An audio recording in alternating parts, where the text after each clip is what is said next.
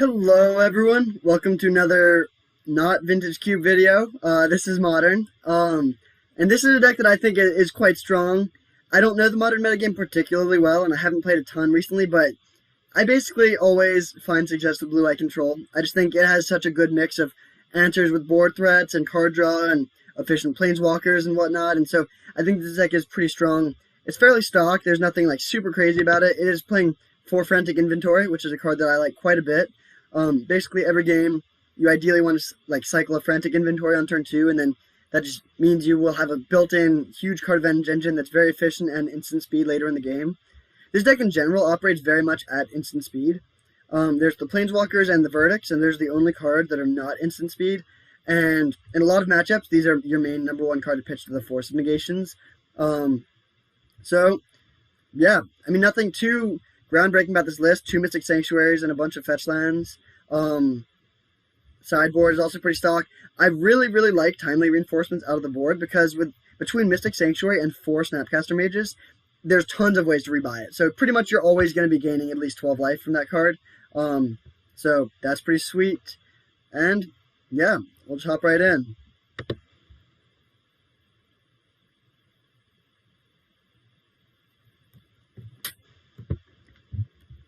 Here we are with our opponent, and we'll see if we can win this die roll. Unless we have Spell Snare, we definitely want to be on the play a lot because we are a pretty slow deck. Well, we have the Spell Snare. We do not have many lands, but I'm still going to keep largely on the strength of this opt. But with Spell Snare and Force of Negation, we have really good interaction. We have our Frantic Inventory for turn 2, and Snapcaster and Cryptic are like a little ways away from being good, but 1 more land and we could snap, or 2 more lands we could snap opt or something, so I think this hand is reasonable. Swift Spear, okay. So, that's not great for us. We don't have a path or anything, so hopefully we draw a land. Alright, not the land I wanted, but I'll still take a land. So, blue-red aggro. Yeah, this could be pretty tough here in game 1. Hopefully we can line up Spell Snare with like a Sprite Dragon or something. I've never actually played against this deck before. I don't really know what they're doing, but I would imagine they have Sprite Dragon. Yep, there it is. So, I do want a white source, but I'm just going to fetch an island here because my life total does matter quite a bit. And we have no white cards. If we had a path, that would be one thing. So, pretty nice to be able to line up a Snare here with our 2-drop, but unfortunately, this Swift Spear is going to do a lot of damage to us, I think. Hopefully we draw like a Hallowed Fountain here. Or just like any land really, but especially a land that is an island that adds white. Okay. I'm actually just going to main phase opt here. Hope to hit a better land than Field of Ruin. That's not the card I want to play here. Oh my gosh. Oh, okay, so I mean, we hit a land I guess, but it's really awkward that we've just drawn 2 fields and only 1 non-field. Actually wait, I should not have 6. We have a play here potentially. So we are definitely going to pitch this Cryptic to our Force of Negation. We're just very far away from triple blue, and when we get our next blue, we very likely are just going to, or when we get our next fetch land, we probably just want to get a white source. Okay, I'm not going to force a bolt here. Okay, if they have 2 bolts, I think I actually am just going to force this Lava Dart. It represents 2 prowess triggers and 2 damage. Although I guess they do have to sacrifice a land for that. And well, we'll let the Lava Dart resolve. It's 1 extra damage at the cost of a land, which is a pretty real cost. But then I'm gonna force this. So force this, pitch Cryptic. It's like not great. I don't want to do this, but like we don't want to lose the game with a force in our hand. So they just flash back the mutagenic growth? Sure. I mean, yeah, we're probably going to lose this game. Jeez. Are we just dead? No. Okay, so we go to 7. That's not too bad. So if we draw, well, even if we don't draw a white source, we can path the thing. We'll see if they Lava Dart. Okay, I think we're happy that they didn't. Okay, that was a horrible draw. We're going to draw step. Actually, I guess we'll just upkeep this. In general, it's good to wait for the draw step because it decreases the chance of them, like, you want them to draw the land here. But if they, like, I don't know their deck that well at all, but if they're playing, like, an Opt or something, it would be pretty awkward if they could fire that off in response. My guess is they're not playing a basic island. They could be, but again, I just don't know the format that well. And notable that we need to make sure that, like, we could not have done that on a Steam Vents, because then they could just sack it to the Lava Dart in response.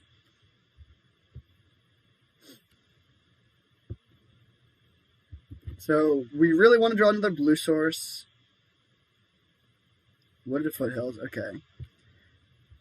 They'll probably go for Lava Dart. They don't. I think we're still just going to path this, though. We have Snap Path for the next threat, and I don't want to get to the point where 2 bolts kills me. Although I guess we already sort of are there, but, like, it looks like their deck is dealing damage in not just multiples of 3. So they have no cards, 1 Lava Dart in the graveyard. Come on, land. Oh, should have specified. So, yeah, our mana has just been very awkward this game for sure. But we have up Snap Path if we need it, and we can also just play Frantic Inventory. Okay, another land is good for us. We need a way to actually push the advantage, but hopefully we can find, like, I mean, we put 1 Teferis on the bottom, although we shuffled since then. What we want is to stick a planeswalker here. Okay, that's not the best, but it's not bad. Land. Nice. Okay. Alright, we're sort of doing it now. So, we will play this, and plus... Oh, one notable omission from my deck is that I'm not playing Archmage's Charm. I think Frantic Inventory and Archmage's Charm fill similar roles here, but Inventory is cheaper. Like, yeah, we're lower on counter magic now, but deck space is tight. I didn't want to cut any planeswalkers, and so I think this is, like, a solid build. Like, I don't think... It's not like I think Archmage's Charm is bad, but I just thought the other cards were just a bit more important or cheaper.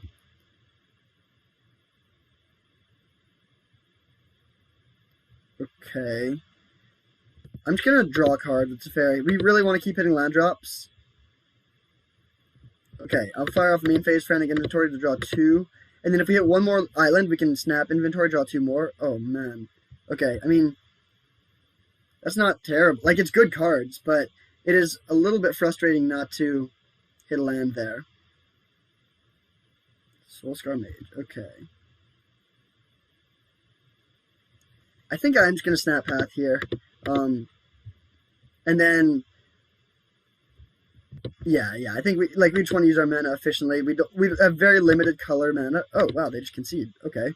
Well, when they were hitting for, like, 9 million on turn 2 or 3, not think we were going to win that game, but we did manage to get there. They flooded after they sort of went all in. That is the problem. Like, you play a bunch of cards like Mutagenic Growth that are just pretty bad, and, like, you really are not leaving yourself any room to stumble when you play those cards. Okay, so this package is all amazing for sure. Aether Gust is also amazing. And then Verdict is probably not where we want to be, but reasonable. And then what do we not want? I think Jace is pretty awkward. We want to go down a bit on, like, really late game cards, and Jace is just a lot worse than Teferis because it's so much easier for them to kill. Mana Leak is pretty awkward. We're going to be pathing a lot, and their spells are cheap. Cryptic Command is also a bit awkward because it's just quite expensive, and again, it's going to be countering cheap spells usually. But do we really want Verdict?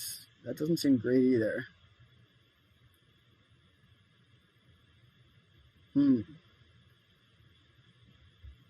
I think I'm going to play 2 Cryptics, 1 Verdict. Because 2 Cryptic, like, Verdict is going to be pretty bad in multiples, I think, but Cryptic will be okay in multiples.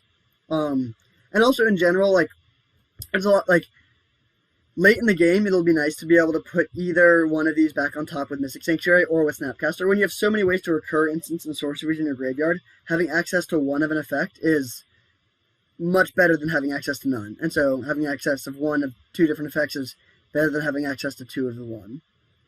In general, I mean, obviously we're going to play as many timelies as we can, but yeah.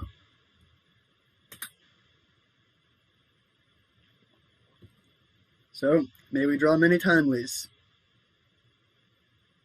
Oof. I think that we can do better. Like, when we have timely in our deck, That's a strong incentive to mulligan any hand that doesn't have it. And this is just a bad hand. Like, yeah, we have 2 paths. Well, maybe we're supposed to keep this. Actually, I am going to keep this on the draw. It's definitely weak, but we have 3 cheap removal spells. So if their hand is really reliant on like mutagenic growths, just having a million paths could be pretty strong. And like force of negate, we can. This Teferi is just completely a brick, but you know that's just a force of negation thing. Like, don't even look at that card. And I mean, yeah, we could just not draw a land for the first couple draws, and that would be bad. But if we draw like 1 land, or especially if we draw 2, then this hand becomes quite strong, even though it doesn't have timely. Okay, so Soulscar Mage is a lot better for us than Swift Spear, or I guess 1 damage better. Maybe more than 1 damage better. Like Swift Spear and Mutagenic Growth would be a bit annoying there. Nice. Okay, so we're just going to fetch a basic plains here, preserve our life total.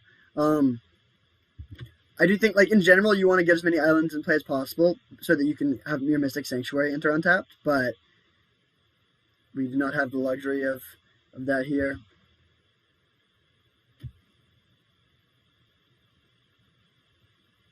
Lava Dart, sure. So we'll let all this happen. Hopefully they flash it back, but that would be weird. Okay, yeah. We are just going to path here. Like, we have not many lands and a lot of spells, and so we want to be basically using all our mana every turn. And so, yeah, I think this is definitely where we want to be. If they don't have a second land, that will be awkward. Like, Lava Dart Lava Dart is better when your opponent gives you another land on turn 1, but, okay, they didn't have a land, so we got sort of punished, but I still think that's reasonable. I'm going to play this. We don't have Aether Gust up now, but I would love to be able to play Teferi next turn. So we'll see what they do here. If it's a Sprite, okay, I am just going to path here again. Like, I realize it's not great to be giving them all these lands when they're missing land drops, but I want to play Teferi and plus and have it be able to have a good chance of surviving. Hopefully they flash back Lava Dart or go for Mutagenic Growth.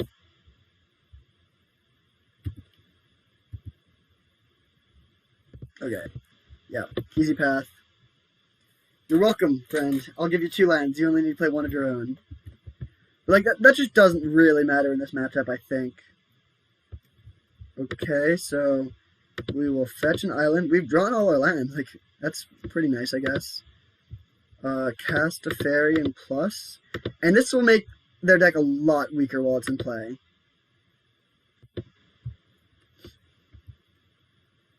Like, if they have to just main phase Lava Dart or whatever, and we can have perfect control over how Aether Gust is going to work, that's awesome. Okay, Metamorphose is totally fine. I guess they could play that, I forget what it's called, but the 3/3 Flying Prowess. Maybe, but I doubt they're playing that. I guess they could be. Another Metamorph. Oh, okay, they are playing it. So, I mean, sure, that's pretty good. What does this do? Scry 2? And then it's just a pretty nice dude. But that's fine. We can, it doesn't have haste, so we'll probably just Teferi bounce it.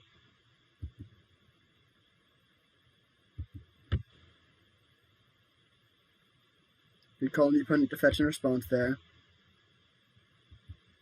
And then they don't have double blue, so without another without another Metamorphose, they actually can't recast that.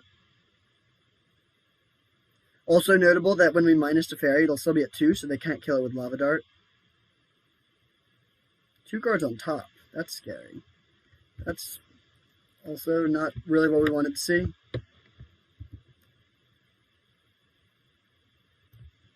Okay, so we'll start by bouncing this. Wow. Remember when we had 1 land? Yeah, that's bad. That's definitely bad. So we're going to pass, and it's sort of a close question if we want to upkeep Aether Gust, but I don't think we do. I mean, now, like, that would sort of disrupt the 2 cards that they have on top, but I think I would rather, like, mess them up in combat with the Teferi, or with the Aether Gust. So they probably have a hasty creature. Oh, just an opt. Okay, that's definitely fine. So I mean, I guess that they have Metamorphose, they can play their 3/3 flyer again, but yeah, they just keep the card on top that they knew about. They play that. So you go to combat. So now they can't kill the Teferi. Goes to Teferi, so yeah, we can just easy Aether Gust here on that. Teferi lives, we take 1 down to 16, and they can't, like, I mean, yeah, they can't interact with this at all because of Teferi. They can Lava Dart or Teferi post-combat. Oh, wait, no, it's still at 2, so they can't even do that. So, yeah, they would have to spend a full card to kill the Teferi. And they don't do it, so now we can just stick our big Teferi, and I think that'll slam the door shut pretty quickly. We can also get a path back. Yeah, no, this is great. So we have 3 islands now, so that's not amazing, but it's not terrible. So we can fetch and grab our last Mystic Sanctuary to put a path on top. Teferi plus, draw the path, and then just have 2 Teferis in play and a path, and a Force of Negation up, and from that point, I feel pretty good about our position. Power of Mystic Sanctuary, and the power of the Teferi Bros. So draw a card. Who needs timely reinforcements? And our life total is very healthy still. Let's untap 2 lands, and we have a path. Yeah, I don't really see how we lose at this point.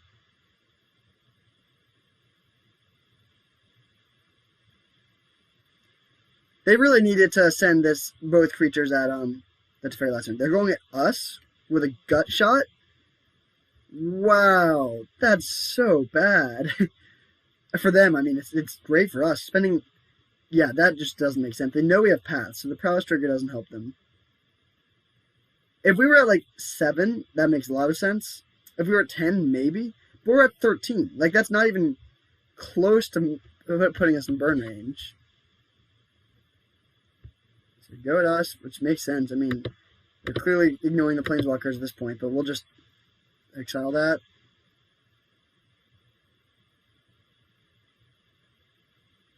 Fail to find, so they're only on 3 basic mountains. Sure, Storming Entity is fine. We can Teferi tuck it if we want to, or other Teferi bounce it, although I don't really want to kill my own Teferi, so probably won't do that.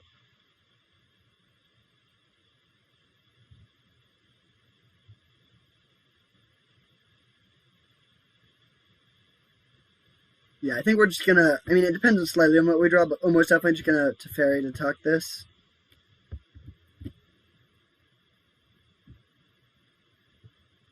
Ooh, oh, that's funny that our life total is higher, but that's going to be good.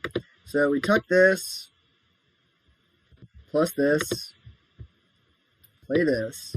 And there's actually literally not a single spell that would ever incentivize us to play main phase Frantic Inventory, because we already hit our land drop. We have both the fairies in play. We can play Verdict at instant speed, so every single card is an instant. Oh, and yeah, Timely, we can definitely play at instant speed. Okay, that's a bit annoying, because that can, if they play another spell, which I mean, we know they have a Lava Dart, they can kill our big Teferi, but maybe we'll get lucky and they'll just go for us. Bolt Teferi. I think I'm actually just going to force this, paying mana. Yeah, we'll do this. So they can still kill the Teferi if they want to, which they definitely should. Okay, we're back. Some slight technical difficulties, but here we are, still here, still winning this game. We really would love for this Bedlam Reveler to swing at us.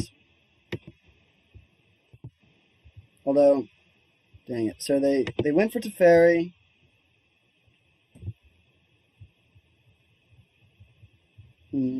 I think we're just going to play Timely, even though it's awkward not to gain life. I want to keep this Teferi around. We can bounce the Soulscar Mage, and that just seems worth it. So, block there. And, I mean, we could...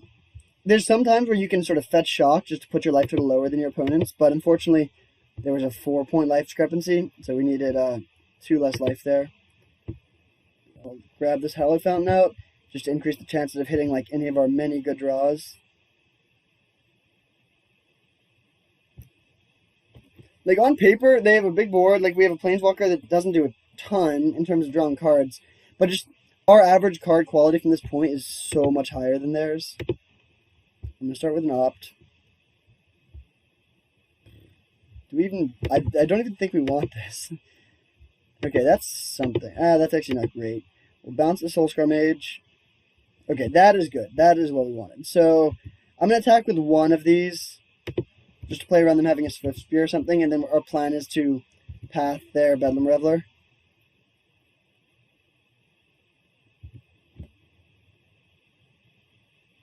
So, still looking for frantic inventories and stuff like that. Oh! Actually, no, never mind. They were just shuffling there, or I wonder if they thought they were going to find a land there or not. So, they play Swift Spear. Either Gust Time. So, they'll probably go on top.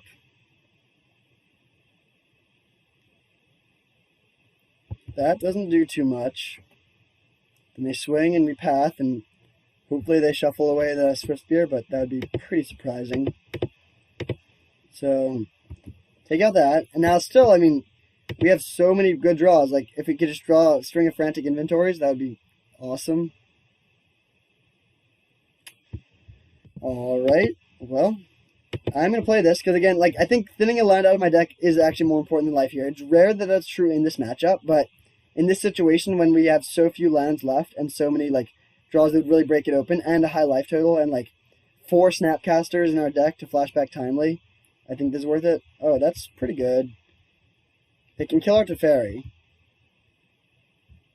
Let's see, 5, 6, 7, 8, 9, 10, 11, 12, 13, 14, 15, 16, 17, 18. So we fetch a land, and that's 19. So then we'll only have 5 lands left in our deck, 2 of which are Colonnades, and 1 of which is a Field of Ruin.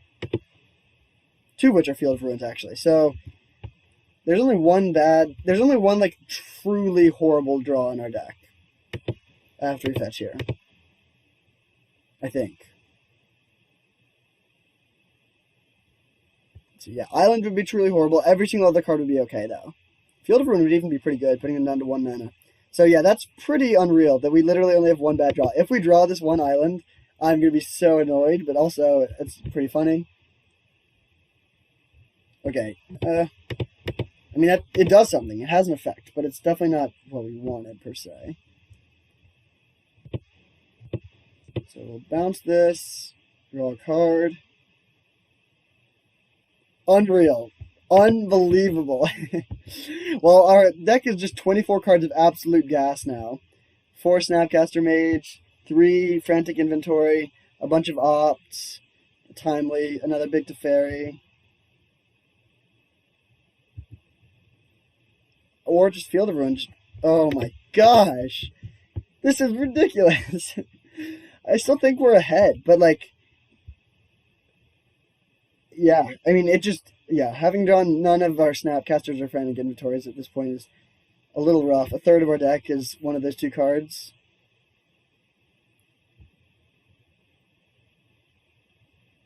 Mutagenic Growth. Well, that kills Teferi either way, so I'm just going to let it resolve. Like, hitting me down to 10 is fine.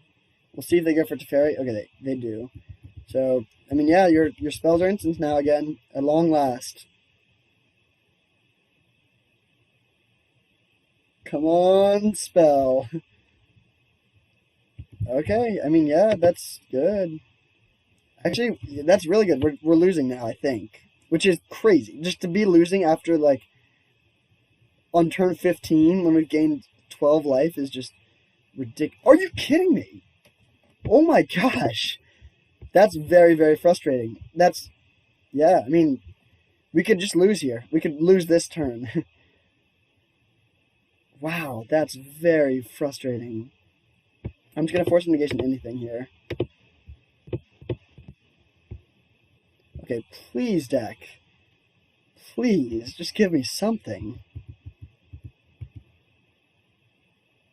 We have 22 cards left. We take 6 here, so we're down to 8. That's like the worst life total, because it's low enough that they can kill us in 1 turn, but high enough that we can't Timely.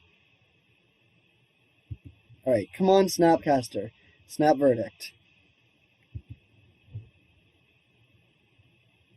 Okay, sweet. That's good. So we are definitely just going to do that now. We could? Oh. I was going to say we could... Oh, no, we wouldn't have enough mana. So a play you can make in this situation is Snap Cryptic, bounce, draw, and then snap Verdict. But we were 1 mana shy, and we also have no Cryptic commands in the graveyard. So, I mean, that's a good sign for our deck. We have 2 in our deck. We cut 1.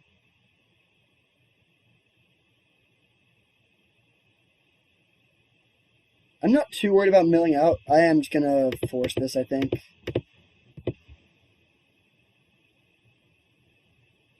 Yeah, I'm going to force this. It represents 2 damage. It's not the best ever, but, like, my life total is low. They're probably doing this to try and play a Stormwing entity. Yeah. So that resolved. They get to scry 2.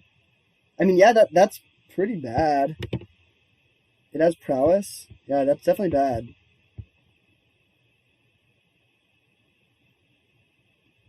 We have just drawn remarkably poorly in the last, like, 10 draws. Like, we had a lot of early removal, which was great, but, like, we just have not drawn anything to slam the door shut. Like, any cryptics or frantic inventories. We're actually at a point where the frantic inventories are going to be, like, semi-bad because of milling concerns.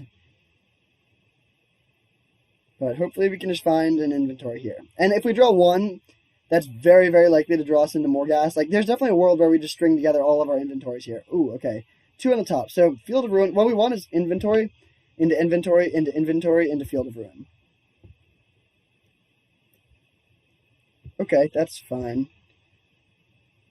I mean, it's good. It's not the best ever, but it's still solid. We'll see what they kept. They went top, so they have some spells.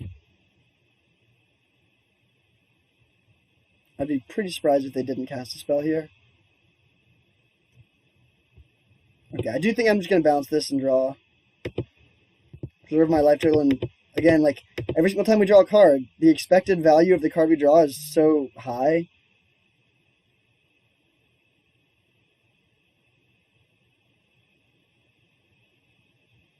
They can't cast this now, but they almost definitely will be able to.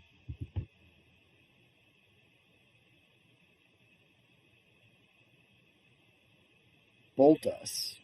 Right, I'm going to opt in response. I guess we'll keep this. We have, like, no cards in library. Don't want that. Wow.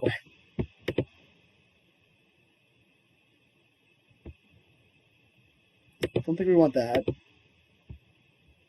Do want that. I think we're just going to let this bolt resolve, though. I think I'd rather just play Frantic Inventory.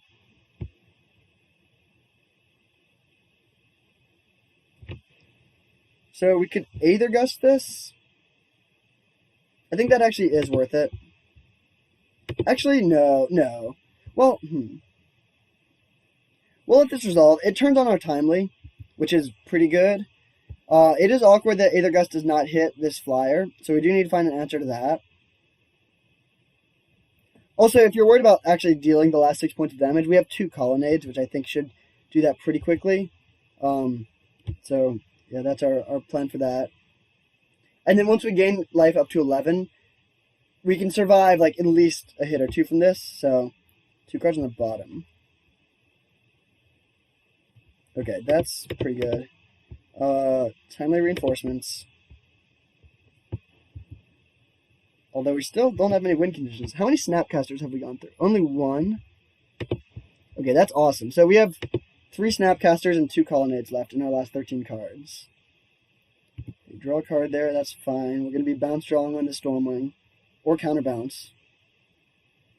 We'd definitely rather counterbounce. They do not lend us that option. So, we'll do this.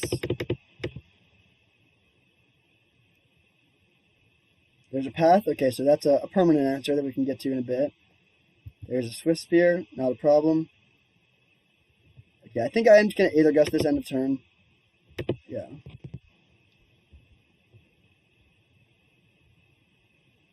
This has been a pretty hilarious game. Like, okay, yeah, there we go. Finally finding our meaty cards. Okay, yeah, now we've won. We still need to find a way to actually win. And Teferi will put us at risk of milling out pretty fast, but I think it's fine. So hit for 3. They're at 3. We have up Snapcaster. Alright, yeah, so it took us a while, but we got there eventually. Look at this, like, wave of blue card draw stuff that we just had none of early in the game. No play. That's interesting. I'm not going to do anything. No need. There's our colonnade.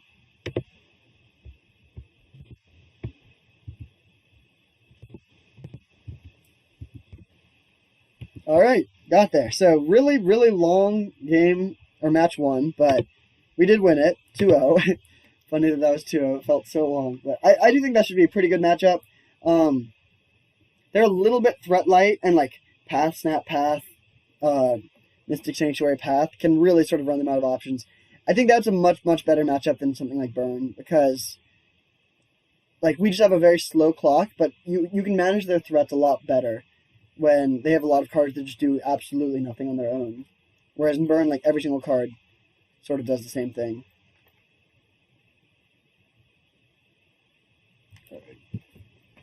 Edit time.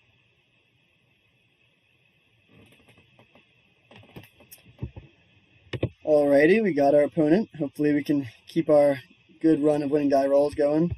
Nice.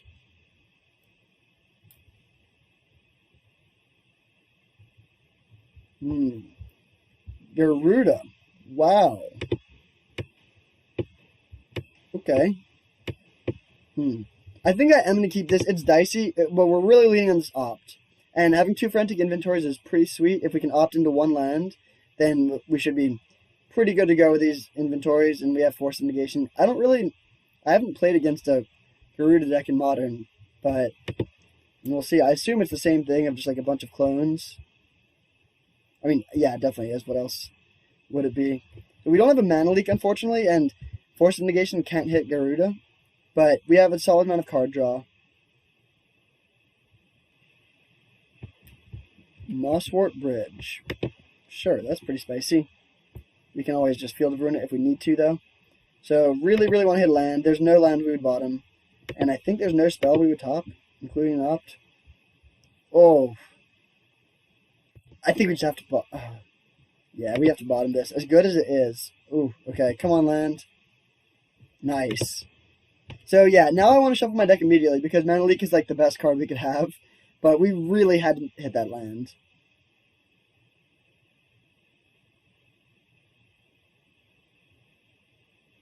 Another forest and a ramp spell. I actually think I want to force that. Just lead on Frantic. Okay, with another snap, we're just going to pitch one of the snaps. It was close between, honestly, all 3 were valid options before that, but that makes our lives a lot easier. So we'll delay their mana, hopefully draw more mana. Okay, sweet. That was probably the best card we could have drawn in our deck, except maybe Mana Leak. And Frantic Inventory will just make up for the card disadvantage of the Force so much. So we'll cast a Frantic in case we draw another Force. Okay, and then that resolves. So they can play 2 lands.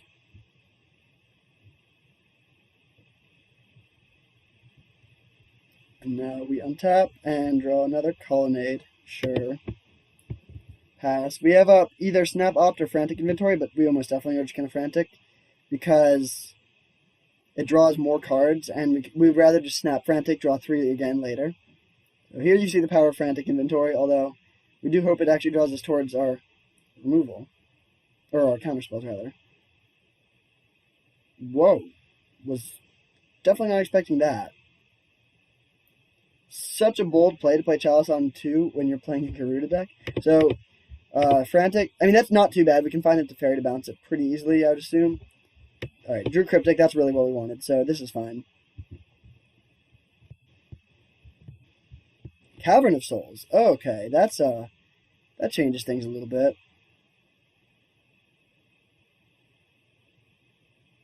So we did draw the Teferi. Would we rather hold up Cryptic, which doesn't counter their things, really?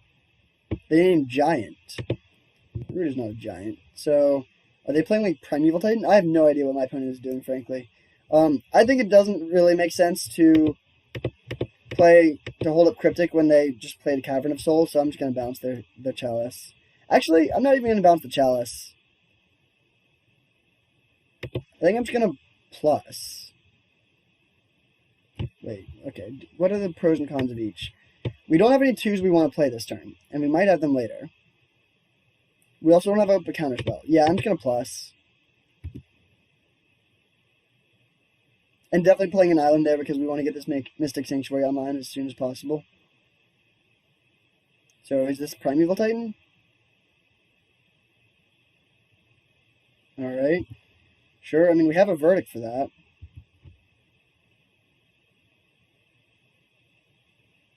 And we can cast up to 3 verdicts if we need to. Still a ways away from turning on Moss Warp Bridge. Oh. Okay. I mean, yeah, I guess that makes sense. Still, I mean, we have a verdict, but that will be bad. We need to find multiple Fields of Ruin.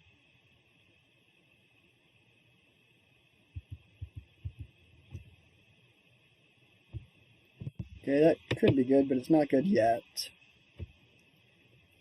I still think I'm just gonna...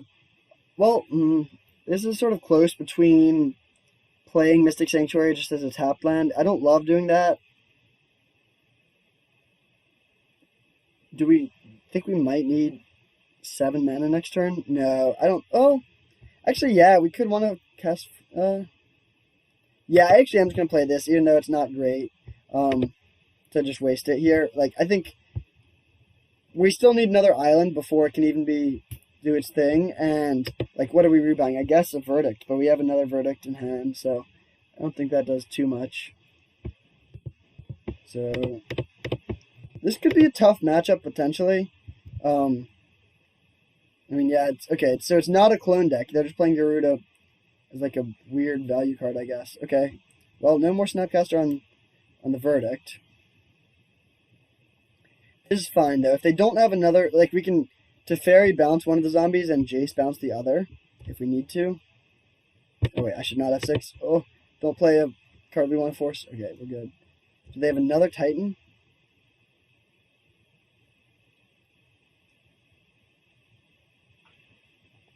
They could also just be putting Garuda in their hand. Killing their own Bojukabog. Okay.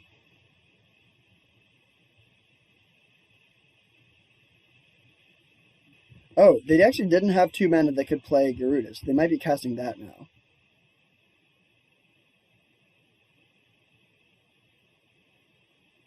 Sire of Insanity? Are you kidding me? Okay, I mean, yeah, that just kills us. So now we die. That sucks. Okay, I don't know if I could have played to get around this if I knew what my opponent was doing. As it was, I literally had no clue and just got demolished. At the beginning of each end step, each player discards their hand. I don't really want to bounce this Chalice of the Void. Oh, they can cast Moss Warp Bridge. But verdicts will be good. Oh, no, they can't because of Teferi. So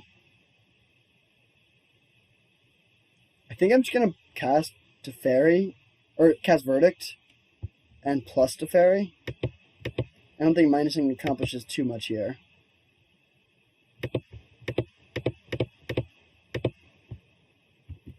So, yeah, I mean, we're still in bad shape because they still have this Garuda they can get, and they have 2 Fields of the Dead. So, yeah, I mean, we're in bad shape, but we're not dead. Milwani Acid Moss? Okay.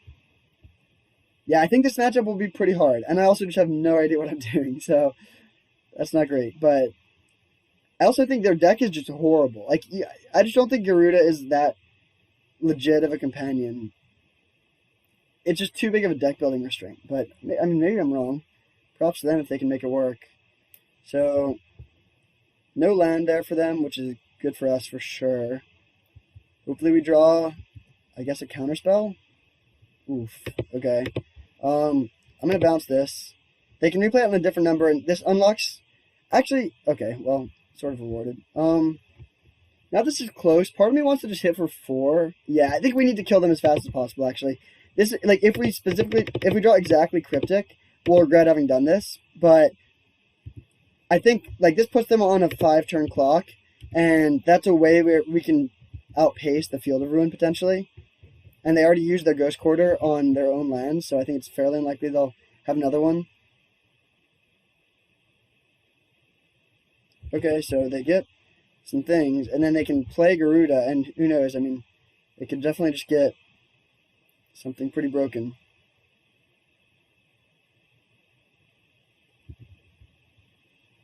If they get our own Snapcaster, they can play Explorer. So they get a Primeval Titan, so we need to hit a Verdict now or we lose. Actually, no, we could hit a Fetch Land too. Yeah, Fetch Land would do it. We'll see though. They could get another Ghost Quarter or like more fields. Okay, they get a Verdant Catacombs. That's pretty good because they can make more 2/2s. But we have a couple draws here. So we have 2 draws for a Fetch Land or 3 draws for a Verdict or Snapcaster Mage. So I think the odds are in our favor of being able to deal with this board. They also can't use Moss War Bridge because of Teferi. But then even after this turn, we sweep the board, but then they'll still be able to make 2 zombies. Like it'll definitely be tough. Hopefully we just find a Verdict. Path. Okay, that will certainly not do it. Nor will that. So I'm going to bounce one of these because we're just all in on Verdict at this point. A Path, like, yeah, that just won't do anything. Okay, so new Teferi. Hold on, I just need to quickly check this.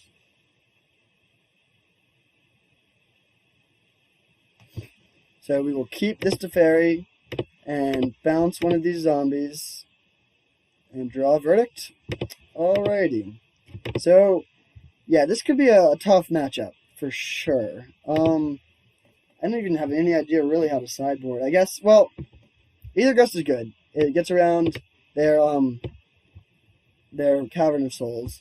Ashiok seems very good against them. They're going to be pretty threat light, I would think, and they have a lot of search effects. Dovin's Veto is probably not necessary. Verdict is maybe good, although that's not really the way we want to be beating them. But I guess Path just seems bad because it's just like a way worse Verdict. Pretty much any time, like, what could we Path profitably? I guess we could Path Sire of Insanity before they make us discard all of our cards. That's something. But I still think it's too bad. And then Teferi is medium. I'll cut 1 Teferi, I think. And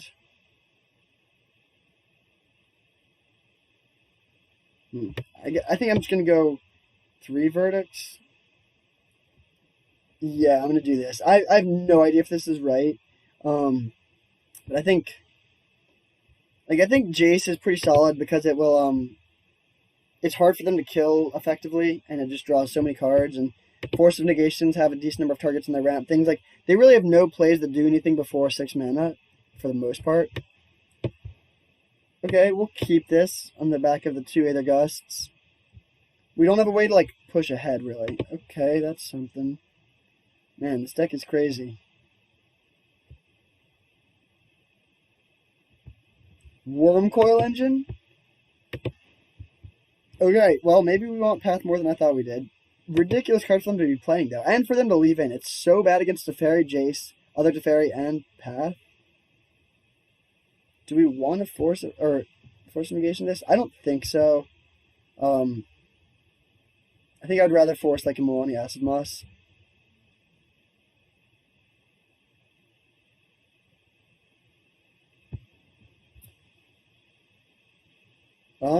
Do we want to play the Flooded Giant? I think I'm going to hold it. We have 2 islands. There's definitely a world where we would need to get this other Mystic Sanctuary, and I don't think the 2 life will be relevant.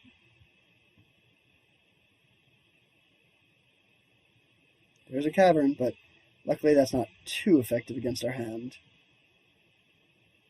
Choosing Demon. No, sir. I would imagine they're putting this back on top. It's good that they can't play Veil of Summer.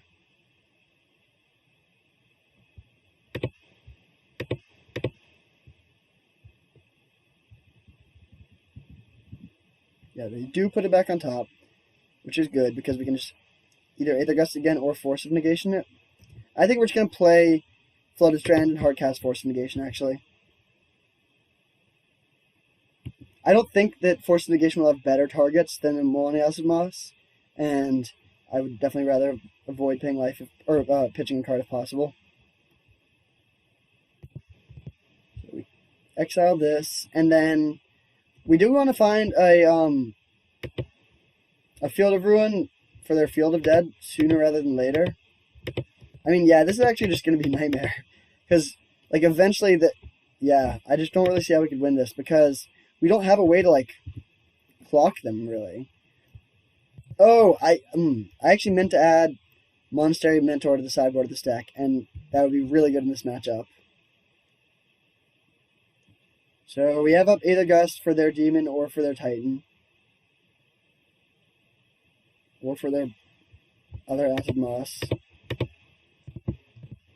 So, if we draw a land, we're definitely just going to slam Teferi. Like, it's a bit sad if they can just... oh, they put it on the bottom that time. Interesting. So they probably have a 6-drop and no extra land. Oh, rough. We really needed a land there.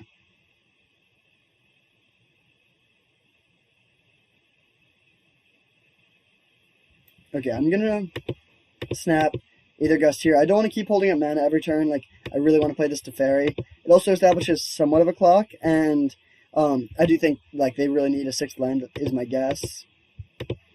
So, we'll take out this thing. I bet they put it on the bottom, if I had to guess. Yeah. You get Garuda. Okay, that's fine. Come on, land. Big draw here. Nice. Okay. So, Teferi, like, it won't win the game on its own, definitely, but it'll really help us find, like, answers for all the stuff they have going on. So, Aether Gust. Okay, that's bad.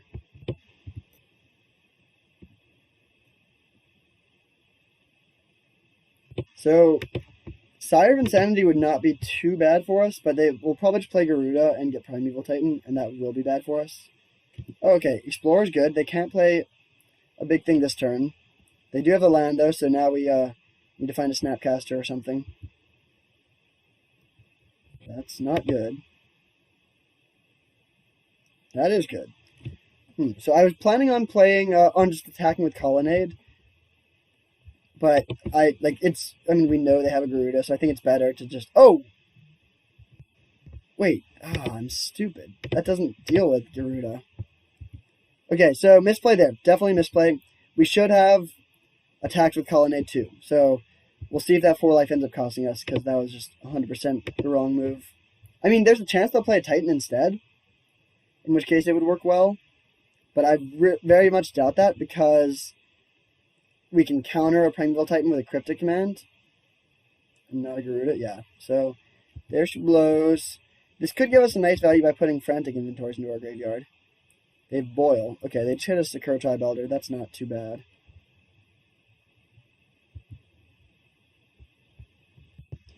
Cryptic is good. Actually, Cryptic is great.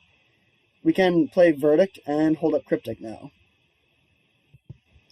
I am going to fire off this Verdict here, I think. Yeah, especially with another Verdict in hand. So we pass it back. They get a land and they can make a zombie, but it immediately dies, so that doesn't do anything. And then we have either Snap Gust or Cryptic.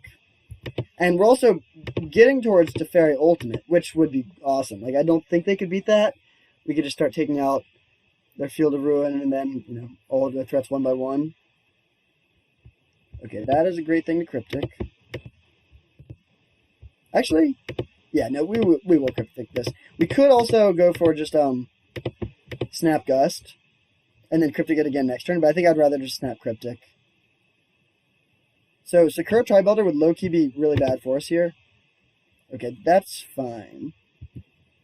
Actually, well, they're pretty much equal, I guess. They're just making a 2-2 that can threaten the Fairy, but we have Snapcaster to block that. Wow, 3 Cryptics in the yard already. So we will opt, and what are we even looking for? I guess a Field of Ruin, another Snapcaster. I think that's good. Yeah, we'll keep a Snapcaster. Okay, up to 8. So that is the magic number. And then we could just snap opt now. I actually think I'm going to do that because I like the idea. Well, okay, we could also Mystic Sanctuary something back. We could also just pass. No, I think I want to get the body into play now. I'm not going to Mystic Sanctuary. I'm just going to snap opt. We have access to our entire graveyard with Snapcaster already. So I'll keep the Mystic Sanctuary for later. Oh, they just scoop. Okay, so managed to take that one down. So maybe this matchup isn't quite as bad as I thought. I mean, getting the Teferi down was huge for sure. I don't think Surgical does anything. They have like a somewhat diverse array of threats.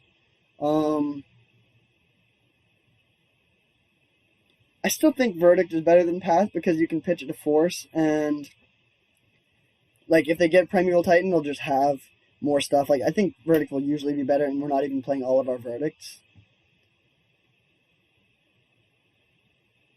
We could cut the Frantic Inventories, but I think they're usually going to be playing Chalice on 1, not 2. I think I'm going to cut one more Teferi for one more Verdict. Teferi just doesn't seem like it does too much for us. And there'll be some situations where Verdict really wins us the game. Like, I doubt they have much instant speed play. And, I mean, I guess we could bounce like a zombie token, but they come in packs. Like, bouncing one zombie token doesn't do too much. Okay, we'll keep this. We have a leak. Hopefully they don't have an Aether Gust or a Cavern of Souls. But I think that we can't really ship this hand, even though it is a bit awkward. I guess that is the one value of Teferi, shutting down that. We'll see if we would rather this Verdict be a Teferi. But like most of the scary things that are casting with Mossmore Bridge, we can still just kill with the Verdict. I think we're just going to play Sanctuary here. I could definitely imagine a world where we want to go like use all our mana every turn, and I don't think we're going to be wanting to Sanctuary back something for a while, so they'll play one of their 2 mana ramp spells here. I could also play Chalice, which would be fine. It shuts down this opt, but that's it. Basically just a 1-for-1. That's another reason to cut the paths. Okay, Explore, so that's probably the best one for them. There's a field. Okay, definitely wish I had Teferi now.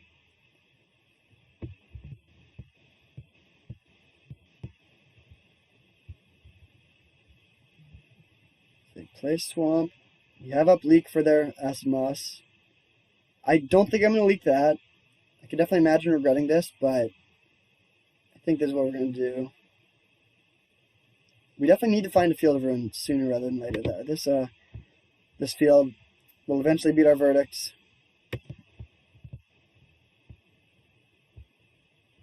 I actually think I'm going to bottom this. We need to hit our 4th land badly, and we also really want to find fields. Okay, that, we should have shocked there. It's almost definitely not going to matter. I was basically just on autopilot assuming we were going to be playing Leak or Gust. But in the world where we don't, we definitely want to play Snap Opt. And I think it's more likely that they just hold their spells than that we lose because of that 2 life.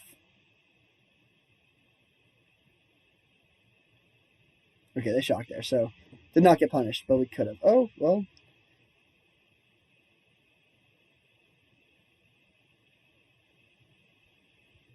I actually think I'm going to Aether Gust this, as weird as it may seem. I think keeping them off of Field of the Dead for a little bit is a worthwhile endeavor, and we still have Force of Negation if they have an Acid Moss.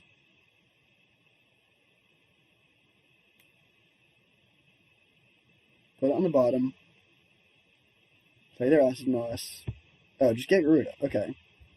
As it turns out, holding up Snap Op might have been better. I mean, we did Counterspell, but it would have been fine to also counter that. Okay. The real thing was we wanted to hit land there. Although, now we don't have Cryptic up. We have Leak. Oh, no. I think we should be fine. But they're just continuing to build up lands for the Field of the Dead. That's going to be a problem. And if they don't have a land in hand, okay, they do. So the string of zombies begins. I mean, again, we have verdicts, so like I'm not worried about a couple of their zombies, but okay, this resolves. If they don't cast a spell and we get to snap up, that's awesome. We would really, really love it if they played conservative here and let us dig towards our field. I think people in general play way too conservatively against control decks, in my opinion. Like, from the control side, I would definitely rather them, like, be slow and let us, like, do stuff like this and find our answers. Like, the longer you wait, we see more cards in the average turn than you do. So, like, we'll find more answers before you find your Cavern of Souls or whatever you're digging for. So, just, yeah, like, that's just awesome. Now we can just, if we find field, okay. Do we just field plus Ashiok? I kind of think so. Yeah, I'm going to do that. They can play Garuda, but we have a verdict. And, I mean, I guess if they hit Sire of Insanity, it's bad. That would be pretty bad.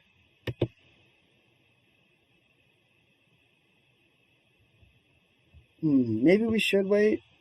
But we also... No, I'm just going to go for this. Yeah, I'm going to go for this. If they hit exactly Sire of Insanity, we do get sort of rocked. But having an Ashiok in play is quite good in this matchup, and it shuts down a lot of their scariest lines.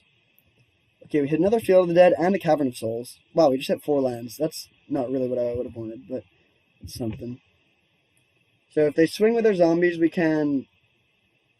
we'll just trade 1, and our Ashiok will take 2, and that's fine. I still think it's worth it to use the Ashiok there, although I guess it doesn't really accomplish too much, maybe.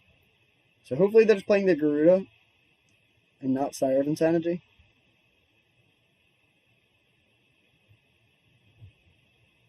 Inferno Titan. Okay, I mean, we can verdict that away, but that does kill our Ashiok.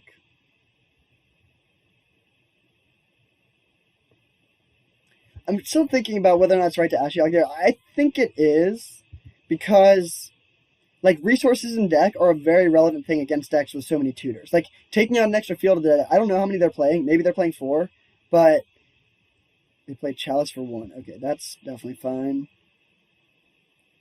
That hits a Spell Snare and 3 Ops in our entire deck. And we have Force Negation to pitch the ones we don't want. So, our Leak is pretty dead here. But, oh, man. Awkward amount of mana. I think we are still just supposed to fire off this verdict, though. Take that Mosswort Bridge offline. So their last card is Garuda. If they hit Titan and have multiple more Fields of the Dead, that's bad. But if they don't hit a Titan, I get also if they hit Sire of Insanity, that's bad. But if they hit Inferno Titan or like any 2 or 4 drop or our Snapcaster, none of that matters.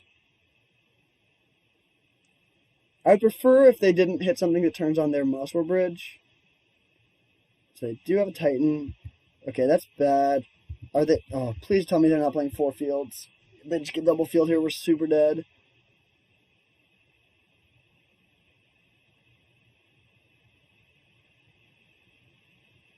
Okay, 2 Cavern of Souls. That we can beat, for sure. I mean, it's still decent, but yeah, I'm very happy with that relative to what it could have been. They choose Worm, okay. I mean, I guess without Paths, Worm could be an issue, but we still do have Teferis and Jaces to bounce it. So we want to draw land. Nice. So these are on Demon and Worm. So I think we're just going to go for a draw step Aether Gust and hold up Cryptic. Although, actually, wait, no. We know that they would just hit it immediately with the Garuda, and we can't prevent that. I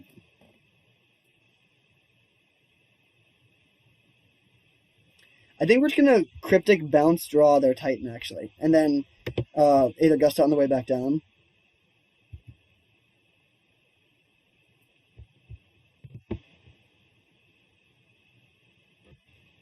Because I want to be able to use this verdict to hit.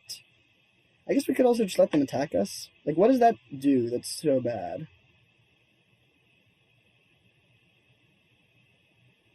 Getting more lands doesn't really matter, I think. But I don't really want them to get the Mosswort Bridge online. Do they have enough mana to cast both?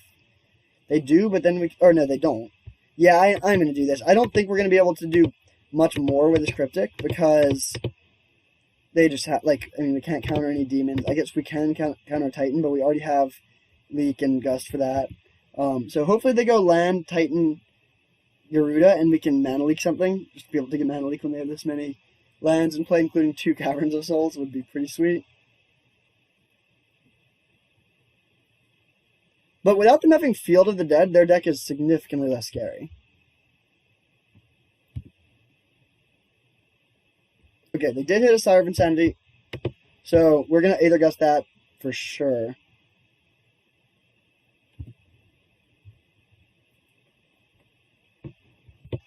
So we can Aether Gust this and then sweep the board. Do we want to get back anything? I don't think so.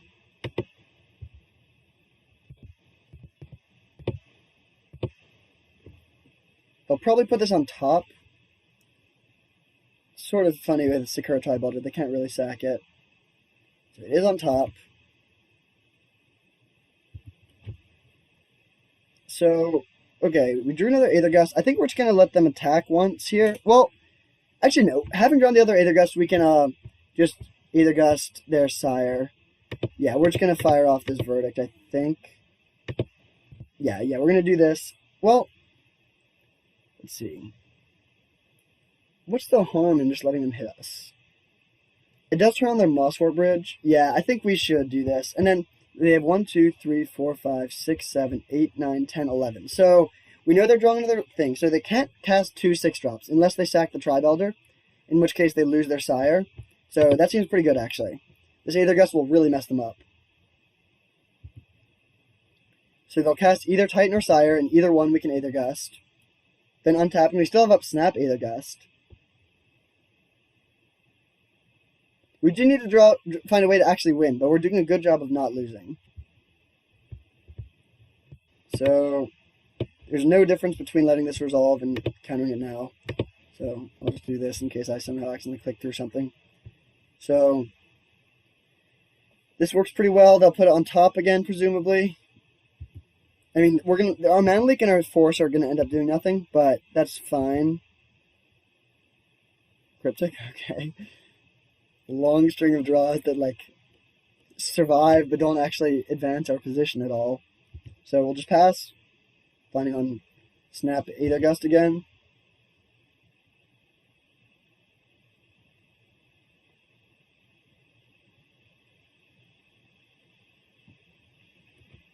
Or we could just Cryptic Bounce Draw. No, it's probably better to Snap Aether Gust and get into some damage. And then we can Cryptic Bounce Draw next turn.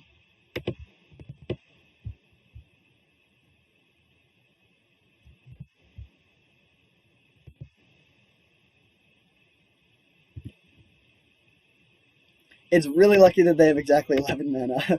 They could just also cast Titan here. I mean, I guess we could leak it, so that wouldn't be bad. But it's sort of funny. They'll just keep on putting it on top, and we'll just keep on, like, delaying them by 1 turn. But now we have a clock. We have damage, so that's a big development. So we hit for 2. Leak was a truly horrendous draw. So we know this is going to happen again. Like, we'll just bounce draw, and then we really hope that we can hit something relevant there. Eventually, when they finally do stick their Sire of Insanity, they are also losing their Primeval Titan, so that's good. We could also... No. I was going to say we could bounce draw our Snapcaster and then snap Aether Gust, but forgot that Snapcaster is not free. So, bounce this, draw a card.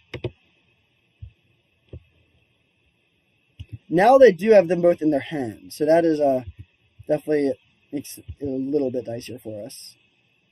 Okay, that was just such a bad string of draws. So we can leak a Titan if they draw a land. Otherwise, we could hit them for 7. If we hit them for 7, they're dead in 2 turns. But we're dead in... Wait, let's see. So, oh wait, no, we hit them for 6. That's super different. Okay, now we need to... Oh, man. Man, just drawing just absolute bricks so many draws in a row was rough. Like, if we drawn a land and we could attack for 6 and hold up leak, that would be so much better.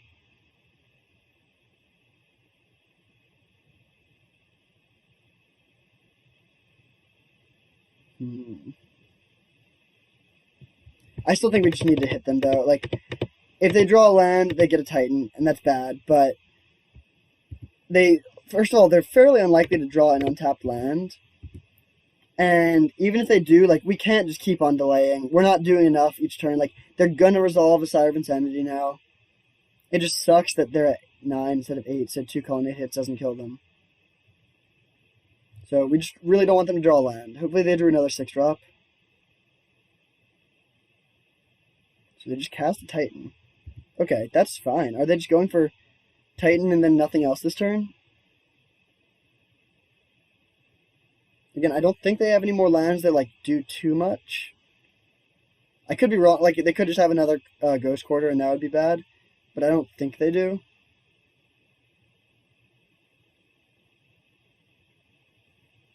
Again, I've never played against this deck. I had no idea what they were doing before this game. So we're sort of learning together, or maybe you know what they're doing, and I'm playing horribly, in which case I apologize. But I'm pretty happy with how I've played this overall, given that I'm so in the dark.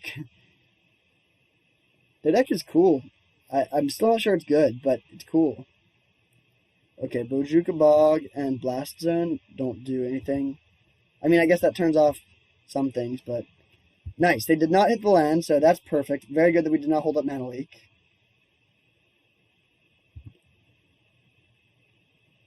So now we have a couple options. I'm playing a land because we'll probably discard it otherwise. We could just Verdict.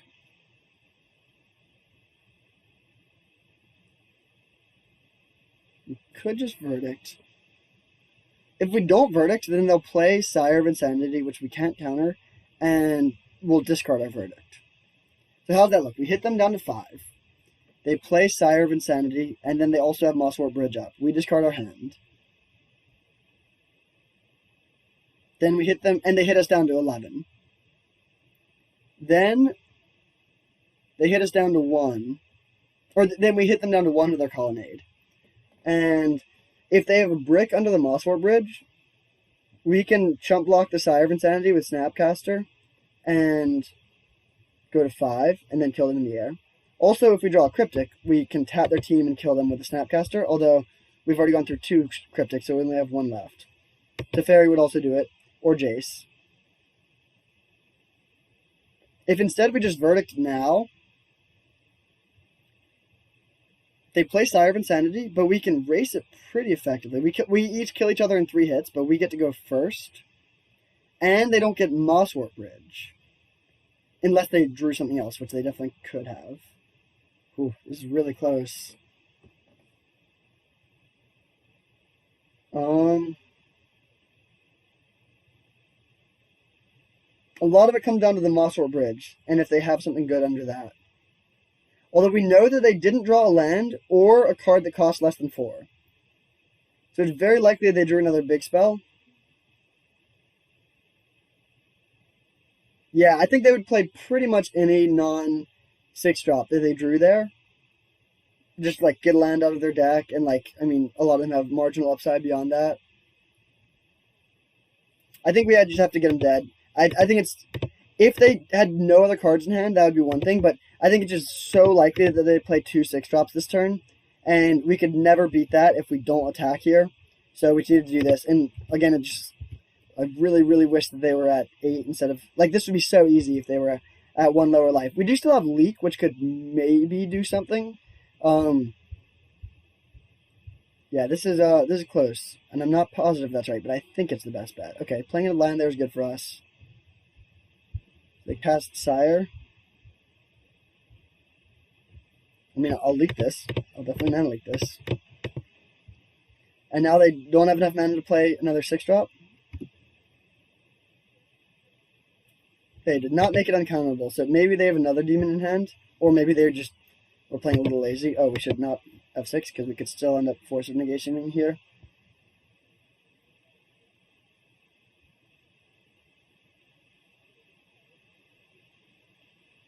So we could just draw another Verdict. Let's see, how many Verdicts have we gone through? Oh, we only have 1 Verdict left in our deck. Although we do have 3 no, we have 2 Snapcasters left. So we have some ways to deal with the board. So they pay their 3.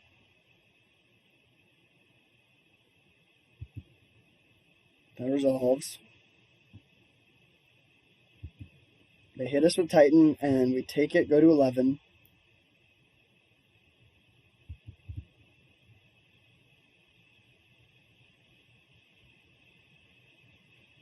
So we'll see. Given that they sort of screwed up, like if we hadn't attacked with Colonnade. Oh wait, no. If we wanted a verdict there, we oh, they have another Ghost Quarter that they didn't get until now. First thing, horrible play on their part. That makes no sense when Colonnade is clearly a big part of our plan. But secondarily, their horrible play doesn't matter because they're still going to win now. It looks like. So, I think they have a big card in their hand. Yeah, they did. So if we draw...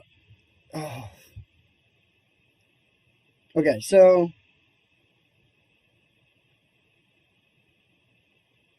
Now we hit them for 4 in the air. They go to 1. And our plan is to chump the Sire, go to 5, get back Verdict, and then sweep the board because we can't rely on the Colonnade winning anymore.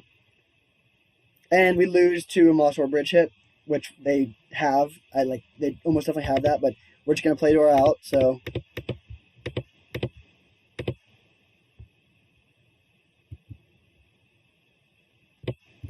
Hit them for 4. And then I think we're just going to die here.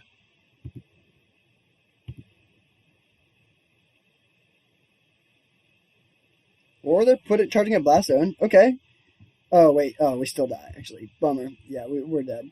We got them so close. Got them down to 1. Oh. Maybe there was a chance where we could have dealt 1 more damage. I don't think so, though. Alright, well played, opponent. That was a good match. You got us. It was very fortunate to hit their second Field of the Dead on the Ashiok activation.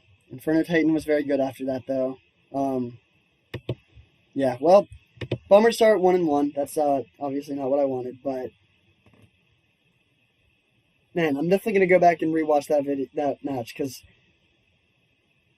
was there any place where we could have squeezed out 1 point of damage? It's just so like I don't really think in those terms when I'm playing with this deck because it so rarely comes down to that situation. Like usually, either we have like 6 cards in hand at the end of the game and we easily win, or like we just get crushed and they're at 20 still.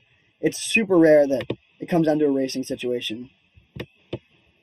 Okay, great hand. Yeah, we have Leak on 2, Force Negation if we need it, Verdict if we need that.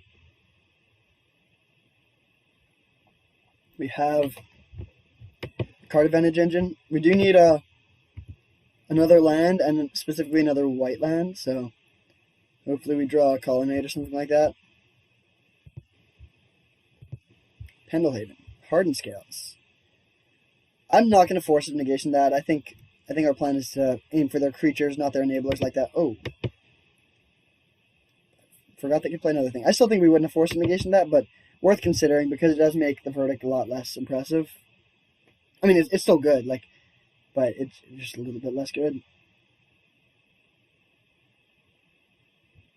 Inkmoth Nectus. Well, we have multiple fields for that, so that's good. No play. Wow. How would you... I can't imagine a hand I would ever keep in their deck that has no creature in the first 2 turns. I mean, maybe they're just playing around counterspells, but again, that's so good for us. Yeah, this is I mean, sure, I'm totally down to play Drago with you, man. We'll just take turns putting lands into play. Let's see how that goes for you. I'm gonna get Plains, even though usually you want islands for the deck. I do want to turn on the Verdict. Wow, lots of fields. Alright, I'm just gonna play Jason Brainstorm. I don't think they could have any instant speed cards or things that would punish us for doing this. So, what card do we want to pitch to the Force if we're pitching something? I guess we'll just put back 2 fields because we obviously can't pitch either of those, and we're going to draw them either way.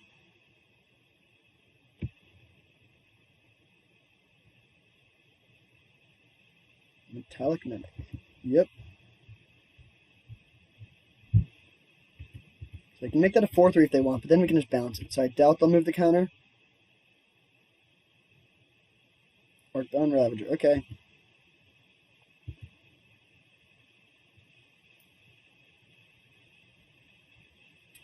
Okay.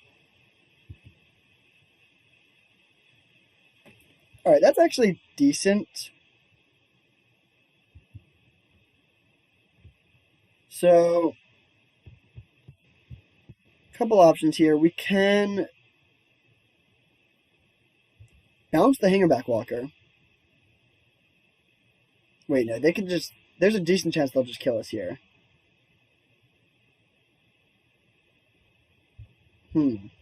Hangerback Walker, Hardened Scales, and Arcbound Ravager are very, very good together.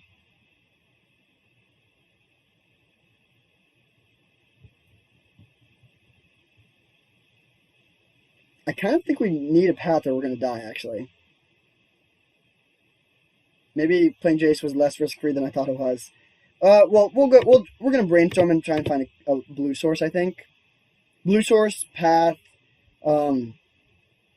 any of that stuff would do it. So like, okay, if we verdict, they sack the Welding Jar to regenerate the Arcbound Ravager, and then they sack the Metallic Mimic to the Ravager. It becomes a 4/4. They make 4 1/1s. They can sack each one of those 4 to put 2 more counters on the Ravager.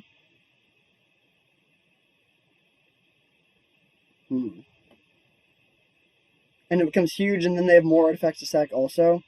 We could, if we bounce the Hangerback and they sack it to the Arcbound,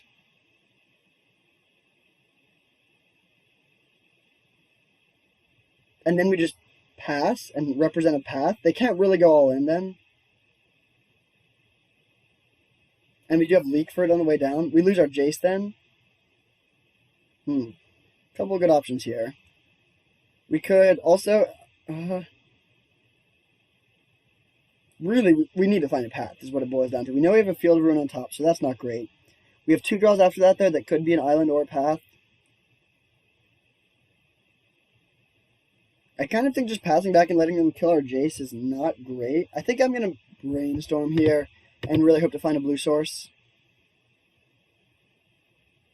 Ouch. Well, Snapcaster can block at least. So what do we not want?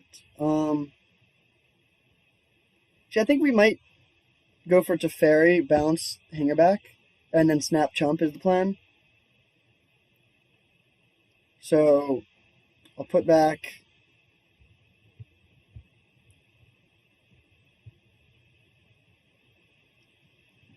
Well, we're probably pitching Cryptic, I guess, or Leak. Probably Leak. So I'll put back Cryptic, Verdict. Land. Our mana situation is obviously horrible this game. Like, if we had better mana, this would be a completely different game.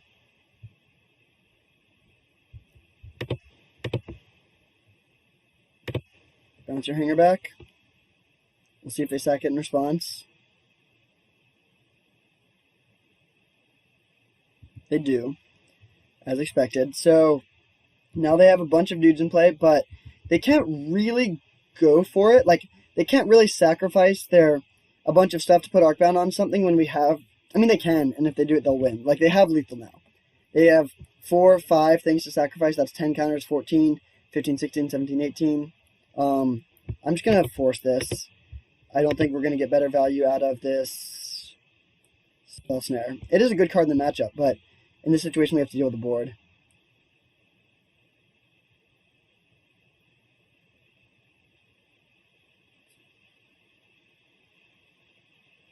So, let's see, they attack Teferi for 2, Jace, and then Jace. Alright, lots of stuff at Jace.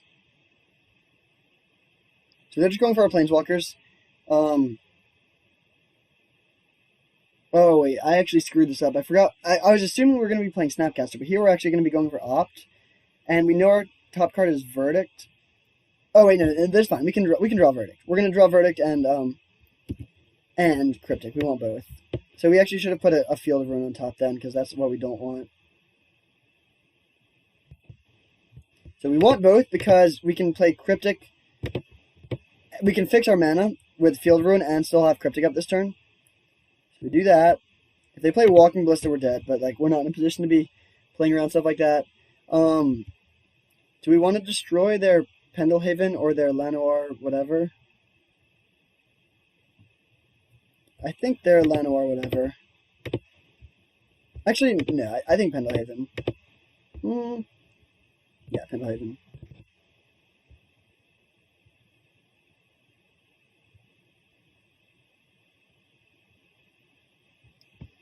They pump a token, doesn't matter. If we find a path, we're in business. Although, actually, we still don't have enough white for path and verdict.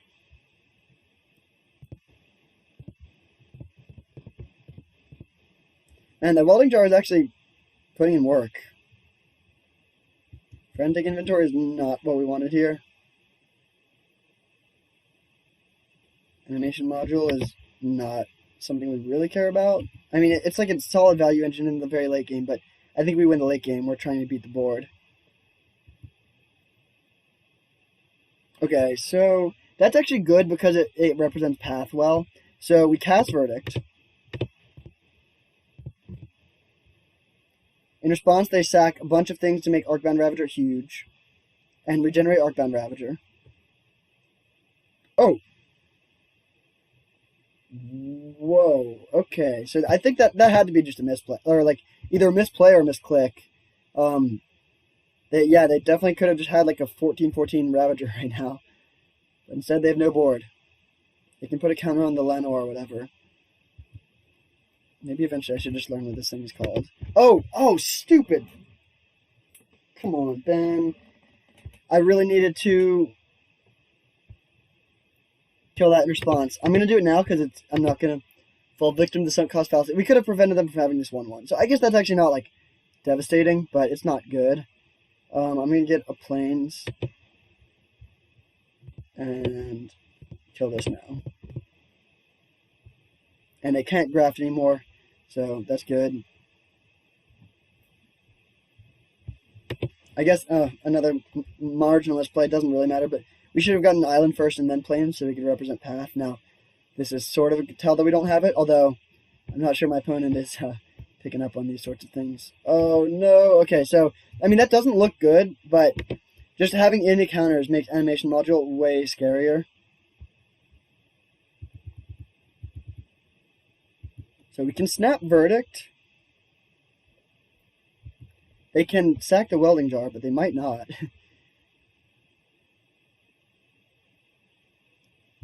I think we're just going to pass. We can afford to take a hit here. And we can, and a turn Cryptic to bounce draw the, bounce draw something. I'm not actually 100% sure what. So hit us for 7. That's fine.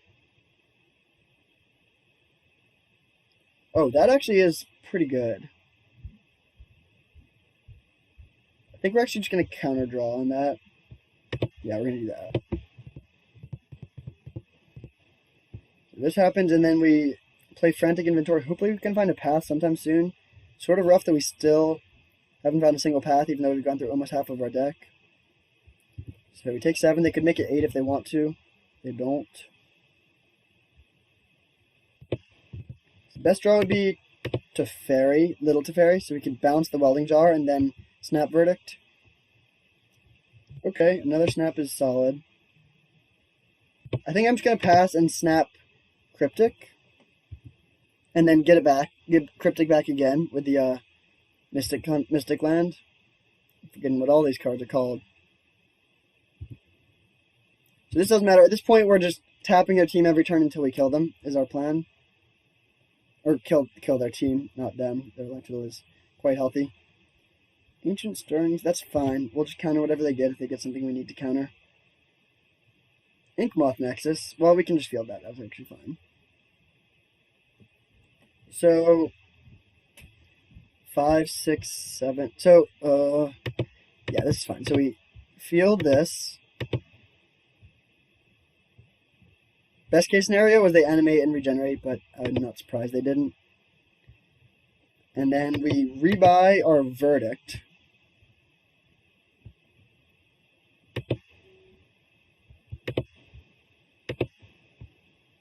This deck is pretty sweet. Cast Snapcaster. Cryptic to tap draw. We could also tap bounce Snapcaster. That's probably a bit better since we're going to be verdicting anyways.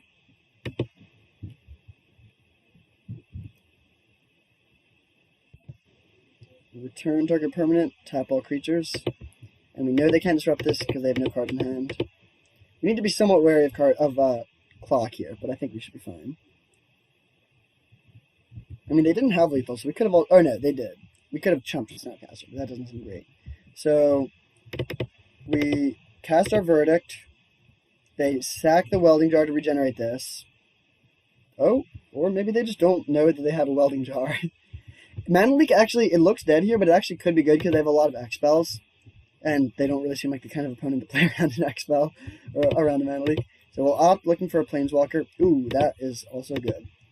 And then snap opt. We wouldn't do this if we didn't have a second snap, but we still have access to Cryptic here. So do this.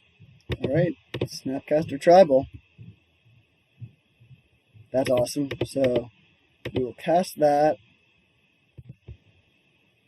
Takes us off of Cryptic mana, but I think that's fine. I think getting a Teferis play is solid. It just really insulates us against a lot of the scary stuff they can do.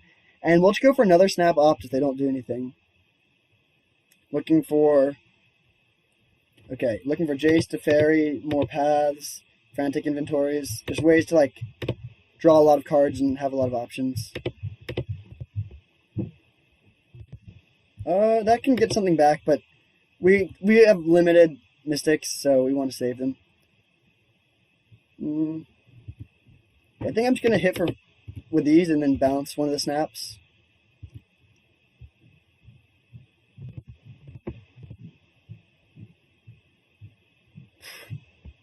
So many Snapcasters. We actually are running out of cards to flashback now.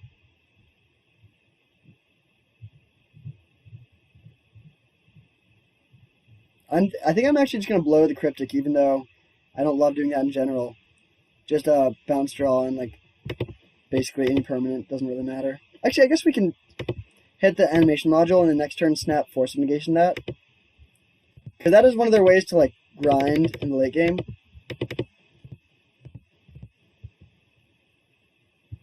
Okay, we can also just play force from our hand. Are we going to discard a hand size at this point? That's hilarious. I'm going to cast this because I actually really do want to hit a land drop. Okay. Plus, hit for 4.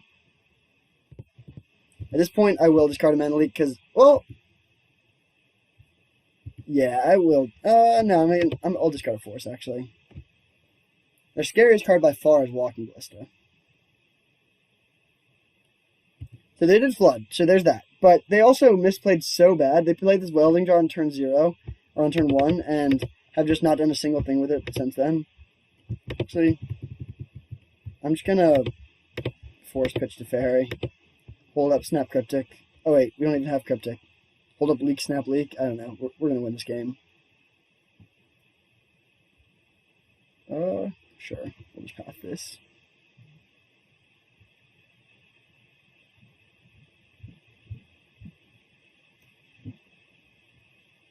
Sure, we'll just snap path these.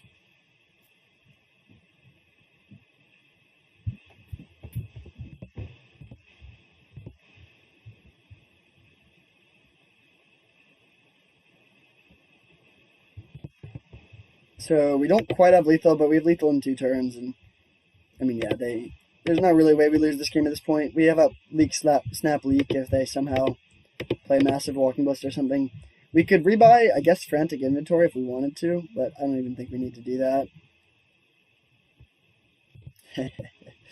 Got him. That's why we didn't rebuy Frantic. Okay, so we used a lot of time there. We used 10 minutes, but I think this should be a pretty good matchup for us. That will not do it, my friend.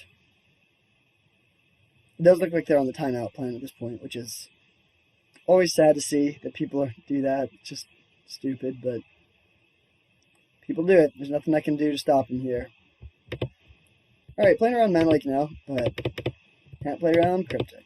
Well, you sort of can. But you really can't. Like, you can't wait against Cryptic. Okay, I'm happy they conceded it. That's a sign they're not just like trying to eke out every single second from my time. So, Ceremonious Rejection is quite good. I don't think we want Aether Gust. It's good against some of their cards, but not enough. And then Verdict is very good. Timely is actually maybe good. Probably not all three, but potentially some could be. It makes a lot of trump blockers and just like stalls pretty well. What looks bad? Force of Negation isn't amazing, but especially on the draw, I think it's good enough. I don't really like Leak. It's just a bit slow. And again, like when you're leaking cards that cost as much or less than Leak, that's not really a time when you want it. And then I don't love Jace. It's just sort of low loyalty, and they have ways to kill it pretty easily. I think Teferis is a bit better. Being 1 mana cheaper is a big difference, but I think I'll shave one of each of these for one Timely. You could also just cut the Frantic inventories, but I think I like having them. Like, there's a matchup where bluffing Path is actually a really valuable thing. And so being instant speed is a huge difference. Even though we are cutting our leaks, which are like the main thing where you hold up leak or inventory and then you have a good option either way. Yeah, we'll run this.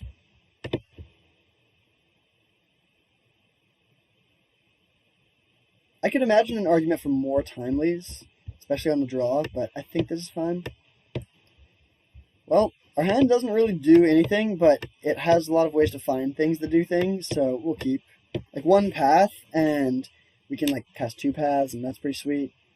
Okay, that's fine. We need to find a Teferi to bounce this. Not the Teferi I was speaking of.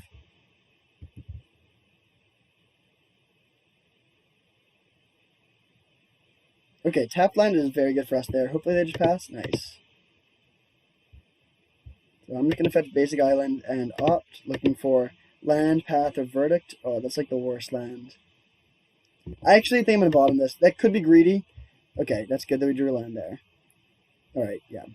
Rewarded. I'm just going to play... I guess we'll play this and fetch a Plains and play Frantic. So we're representing Leak, so hopefully they play around that, even though we cut it. That probably is them playing around it, because that card isn't that good. So here's what we do here. Cast our spell. Realize we forgot to crack our fetch lands, because we clearly have a mana leak that we're about to cast. Find the Plains. Tap 2. Think about it. Let it resolve. Use a little bit of my time, but I think it's worth it. That's a very strong bluff. Like I think they'll definitely think we have mana leak now, so we can use that fact to our advantage. Now we're just on definitely game plan. They play around leak, and then we can snap opt. Same thing. We got to think for a little bit. Let it resolve.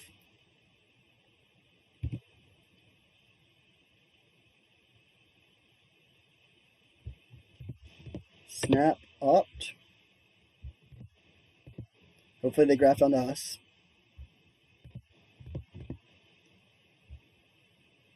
We'll take another verdict. So now we can Jace bounce their Arcbound, and that's like slightly awkward just because I think I'm just gonna shock here actually.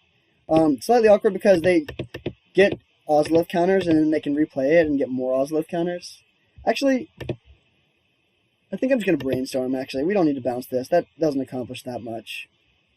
Ooh, okay. Really hoping to hit a land there. Or like, I don't know, just not what we hit. I guess I'll just put back 2 Snapcasters. Doesn't really matter. We're drawing them both. So if they play Walking Ballistic, they could maybe kill Jace, but yeah, this is not that impressive if this is all they're doing. So if they attack, we're definitely blocking. Okay, hang her back, sure. They didn't graft there. Wow, that's surprising. Oh, because they wanted to do it there. And now they can sacrifice something to proliferate. So they can kill our Jace. Oh, wait. Ooh, that's actually really good. Throne of Geth is good in this deck. Really, really hope they let us untap with Jace. We'll see if they put the 2 counters onto the Walking Ballista or the Hanger back. Okay, they go Ballista.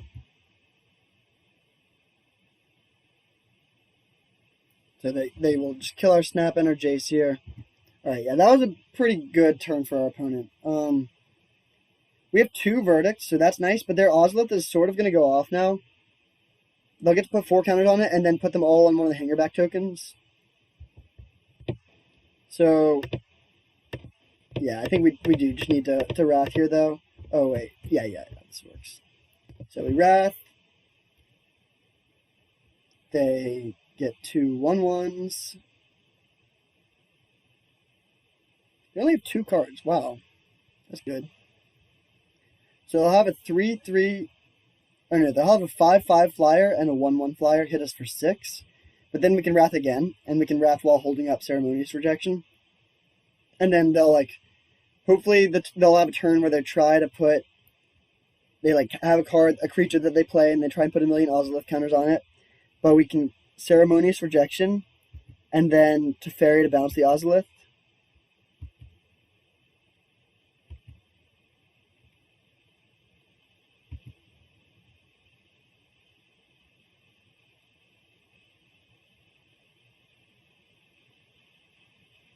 We do know they have spells in hand, so that's a bit sad. So they hit us for 6. That's not ideal. We have a Snapcaster on top, and so I think we don't want that, so we will shuffle away even if we don't Ceremonious Rejection.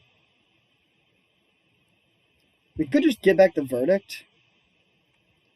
But I think I'm just going to sacrifice for a Hallowed Fountain. I want to be able to have 3 white, ideally, and we want to draw land more than a Verdict, I think. Okay, that's actually decent. So we sweep the board, and now we have, so they should definitely sack something with Throne of Geth to just get the Ozolith bigger. Yeah, they do. So now we have up Force of Negation and Ceremonious Rejection. So I think we can bounce the Ozolith. Like, we should be able to set up a situation where we can bounce the Ozolith for value. Although it is huge now. 9. So if they have a Walking Ballista, it would just kill me. Just kidding. Orcbound Ravager. Yeah, we're gonna reject this. So they have the combo with Metallic Mimic. You can play something for 0, but not with the Ozolith, because this is at the beginning of your main phase, so they couldn't have played a Ballista there. If they could have, we would have held off. We will, I guess, play land. Oh yeah, we definitely want to play land because they could play Veil of Summer, and we really want to be able to take this Ozolith down. Okay, sweet. So those counters go away for good. Oh, they just sack it. That's definitely fine. That was a bad play. I think an Ozolith in hand is definitely better than us having a random card. So now we have up Snap, Ceremonious Rejection, or Force of Negation, or Frantic Inventory. So I think it's pretty much over at this point. Oh, they have another Ozolith. Okay, that makes sense. Well, we're not going to counter it. That we have an answer to. So we will just fire off our Frantic. Draw 2. Another Frantic. That's good. Alright. Just going to slam Teferi.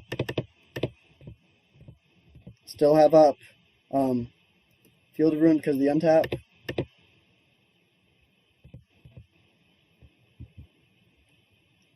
And we don't have up Counter Magic. I mean, we have Force of Negation. We don't have, like, Cryptic or Leak or anything like that. Oh, wait, no, we do still have Snap, Ceremonious Rejection if we really need it. 4 mana. Looks like something we're going to Snap Ceremonious. Yeah, we're gonna take that down. We don't want them to get the Ozolith going again. They might just concede to this Snap. Oh, almost accidentally gave Frantic the flashback. Hope this was a GG's and not a... Oh, okay. That's pretty funny.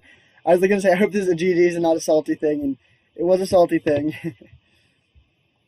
Alright, well, so far so good. We took them down without too much trouble. I guess game 1 was a bit dicey, and if they played better, they maybe could have won it, but this deck definitely punishes stumbling or, like, making mistakes very much. you have like basically with this deck, like ideally we make it so there is no window, but often there's like a very narrow window of victory.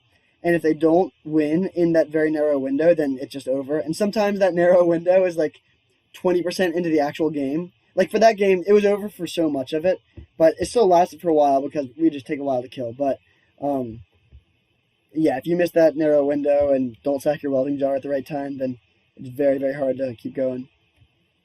Never lucky. We rolled a 1. Never win the die roll. Playing against Grahams or Grahams, you may never know. Although we could probably speculate pretty accurately. Alright, this hand's a bit slow, but we do have a Force of Negation and a Supreme Verdict. I will keep pretty much any hand that has both of these cards and 3 or more, and like a decent number of lands, because there's a lot of matchups where this is just your best card by so much, and having this on turn 4 just wins. And then there's also a lot of matchups where having this is huge, and this is like a free thing to pitch to it. So I really, really like having these cards in conjunction with one another. Definitely leading on Mystic Sanctuary here. Polluted Delta could mean a lot of things. Best case scenario is probably a Death Shadow deck. I think those are pretty good matchups in general. No crack at the end of the turn, so they're not worried about us beating down with our Mystic Sanctuary deck. Oh, whoa. That's not good for our opponent. I think I'm just going to play Hallowed Fountain. When you're missing your land drop, you're not going to play around a counterspell. Like, you're just going to jam all your spells, so I don't think that'll do too much. So they do crack it here. I wonder if that's because they have a cantrip, or they're just cracking it because...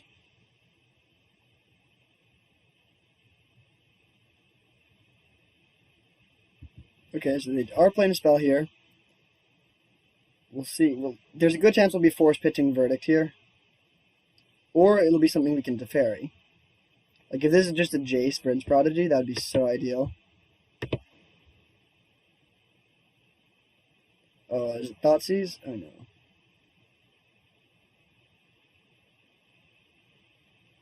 I'd love to be up against Sultai Control. I bet that'd be a good matchup, and I also enjoy matchups like that a lot. To jam Teferi. I think we're just jamming. I mean, we could just pass and hold up Force of Negation, but I don't even know what they're playing. Like, I'm not going to play around a counterspell in this position. Also, they can't drown them to lock this. Okay, nice. So we'll just plus and pass, and I mean, they could have Abrupt Decay it. In which case, maybe we would have wanted minus. But also, if we can just untap with Cryptic on an empty board, we just win. Is this a Thoughtseize? Oh, no, it looks like a Decay. Oh, Trophy. Okay, that's fine. I mean, still, we could have drawn a card, but, like, that turns this Teferi into card advantage for us. Archive Trap. Ooh, okay. Not what I was expecting, and really bad. This is going to be a tough matchup for us, but we'll force that. I don't think the Verdict will be too good for us. Well, there's something we could Verdict, but I don't care about that too much.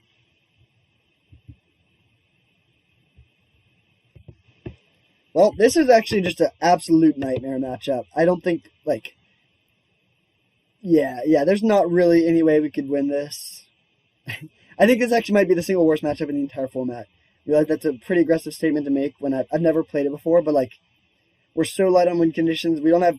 In the old Blue White, like, against Mill days, it was also horrible, but, like, your one way to win was to get a Gideon, or a Gideon of the Trials down, which we don't have, and, like, we're just slow, and, yeah, I just can't really imagine us winning this game, but it's a really horrible deck, so that's good. Like, if you ever play in a tournament, you'll never ever play this deck if you win your first round, but unfortunately, we're playing it now. So we'll counter draw this. Slightly punished for getting an airplanes here, but it's fine.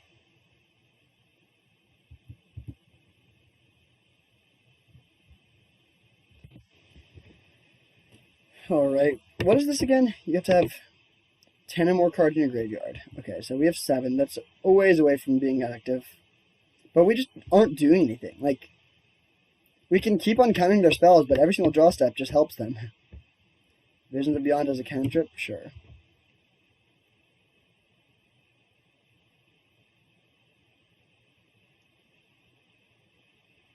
Like, I mean, I guess a quick Teferi ultimate, or I guess just like drawing a bunch of Snapcasters and beating down, maybe. But that just seems so dicey. Inventory. That's good. Opt. We don't want to get this to 10. I think I'm actually going to bottom it since we just drew one. If we hadn't drawn one, that would be one thing, but like we really want to find a proactive play. Okay, that is proactive play. Perfect. I doubt they'll have counter magic. They could have another trophy. Okay, Flood Strand isn't great, but we have up Cryptic now.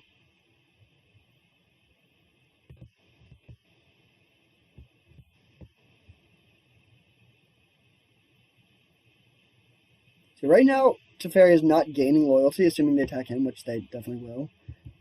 So that's not great. I mean, we could attack this, but I don't think that's the right move. Hedron Crab. I'm actually going to counter this. I don't have any removal. If I had a Verdict or something, that would be one thing, but that card can mill a lot. Like, they could just have a fetch land and mill me 6, and that would turn out this and everything.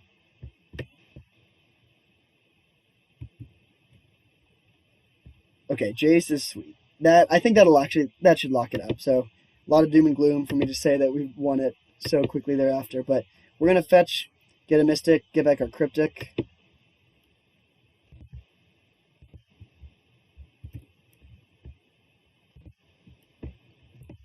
Plus this. Draw our Cryptic. They did not have an Archive Trap there, which is good. We'll play Jace. And I think we're going to start plussing, actually.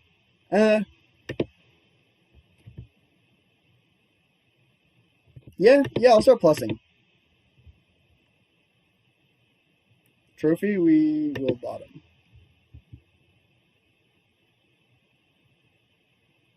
Trophy is a cute combo with their Archive Trap, but I still think this is I mean, we have 2 Planeswalkers on the board and 2 counterspells in hand, so that's obviously a good position. We're at such a fundamental disadvantage in this matchup just because their goal is our goal is so susceptible to their goal, but I still think that we have enough of a good start that we can overcome that and then lose games 2 and 3 instead. So we will. I think actually I'm going to tuck here with 2 counterspells in hand. Like, I think we're just planning on winning with the Jace Ultimate at this point. Milling the mill deck. Visions of Beyond. You can have that.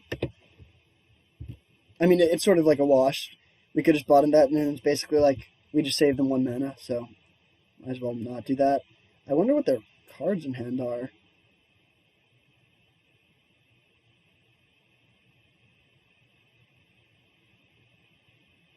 There's an island. Okay, no play. I mean, yeah, this holding pattern is not good for our opponent. Another Teferi. You can have a land.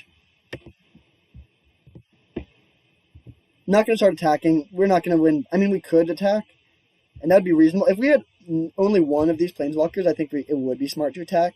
But as is, I would rather just hold up multiple counterspells. Okay, weird call to just end step that instead of main phasing it. But they get that fetch land that we knew about, so they have 1 extra card from their draw step, but Jace has 2 turns till ultimate, and we have a bunch of cards in hand. Jace's Phantasm. I think that's fine. That can get in for 1 hit on Jace, and then we can Teferi tuck it again.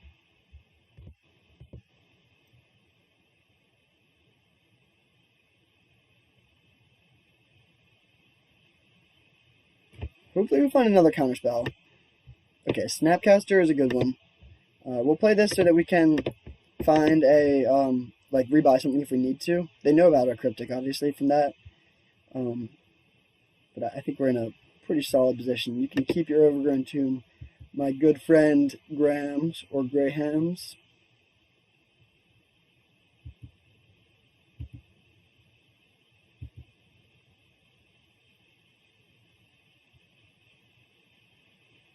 We could animate Colonnade to block, but actually one of the things they're likely to have is Fatal Push, so that's probably not a good call.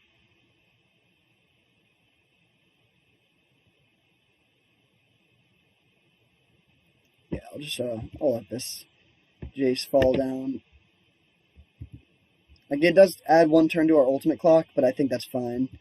I'm just gonna, like, ideally we just never cast a spell for the rest of the game. Ooh, that is good. So we'll cast that instead of bouncing with Teferi, or instead of tucking with Teferi, and then see if they do anything. Okay, they don't, so we bounce this, and then next turn we'll just tuck.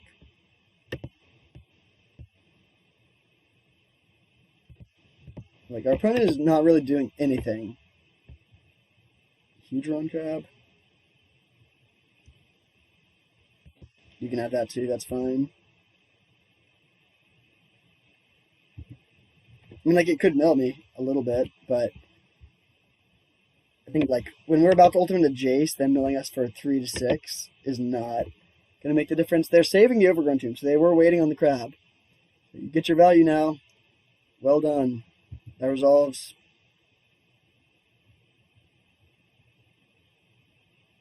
Also resolves. We're just saving our counter spells for stuff that kills Jace now. Oh yeah, we knew about that too. So they get to mill us for 6, but that's fine. We're about to make it so they only have 4 cards in library, or maybe 5. We also, I think we might just, if they crack that now, yeah, we're just going to get our Supreme Verdict back and cast that, I think. Playing a basic forest, that's good information. Oh wait, we already have both of our sanctuaries in place, so we cannot do that. Hey, powering up our frantic inventories. So, yeah, we'll just untap. I'm just going to tuck this. I'm not going to worry about tapping mana. I'm just going to hold up a million cards. Plus this. Plus this. Now we can ultimate next turn. Uro. That actually is good. Good to know about, too. So we play our land, pass, and then this should be enough.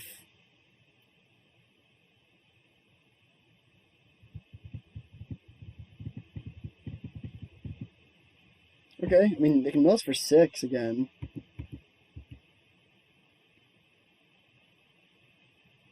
I just don't think they're going to have enough time.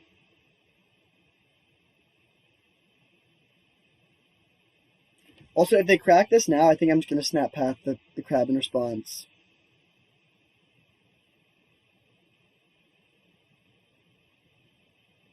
There's a lot of flaws with the plan of milling.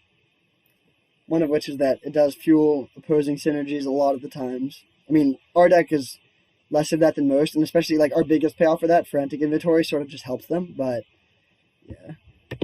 Against a lot of decks, like, that's just a really tough strategy. Okay, there's the concession, so we did manage to win that one, although I'm not optimistic about our chances for the next 2 games. So, I think Aether Gust is not worth it. They have some green stuff we can hit, but I don't think that's enough. We actually don't have too many things. Dovin's Veto is a definite yes. And then Surgical is okay, but not great. Ashiok, okay, but not great. Actually, I think Ashiok is good. They have some stuff using their own graveyard, and also just turning off all their fetch lands and stuff is decent. I think I would rather have Paths than Verdicts, just because sorcery speed is sort of rough.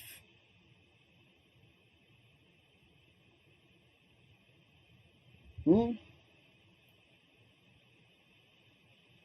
actually think I'm just going to run this.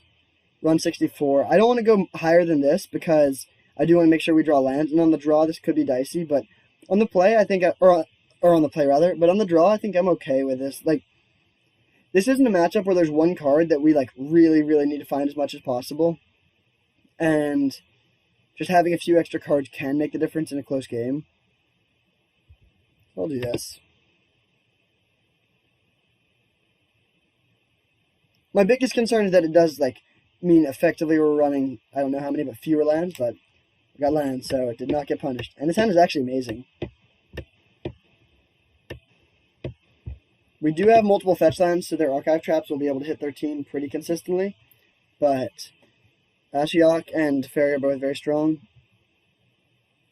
Actually, I'm not 100% sure how strong Ashiok is, but I think it's good. Again, like, all of these matchups are matchups I've never played before, for the most part. I played 2 leagues with this deck before this, and I got a 3-1 and a 3-2 and a 4-1. And this is my 3rd league, and I've never played Mill. Hopefully this is a Thoughtseize and not a Crab. Ooh, okay, that will mess us up a lot, actually. That's gonna, yeah, that's very bad. Because, yeah, that'll just mill us for, like, potentially over 20 by itself. If they just have, like, fetch land, that's already, okay, no fetch land is awesome. Another Force, Opt, and Field of Ruin, none of those are, like, essential.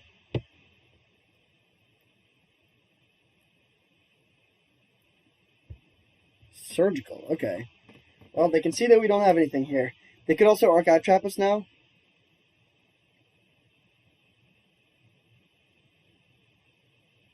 But they're also down to 3 cards in hand. We also have nothing going, really. Like, nothing in our hand will kill them at all. So that's not ideal. Milton, sure. Okay, they didn't hit... Oh, they did hit 1 Jace the Mind Sculptor. That's definitely unfortunate. And we drew a land, which is also definitely unfortunate. And it was a fetch land, which is the worst kind of land for us to draw. Actually, they searched our library last turn, so we're just going to fetch Shock now. Our left field doesn't matter at all. And if they draw an archive trap, we would rather them not be able to get us.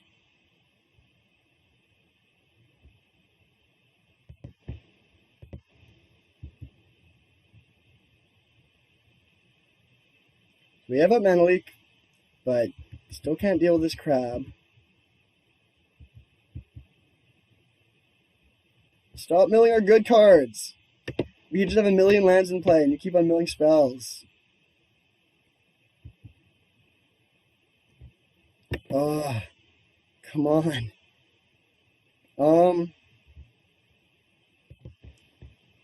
Just gonna play this and cast Teferi, uptick. They could have a counterspell. I don't really know if they are playing counters, but okay, nice. No value in bouncing the crab because they can just replay it and play their land. Ashiok is weird where, like, I don't really want to have cards in my own graveyard because it turns on their visions and stuff like that. But I also definitely don't want to mill 4 on myself. But I think it actually might be worth it to mill myself 4. Just, man, okay, never mind. Not anymore because now their visions of Beyond are already turned on.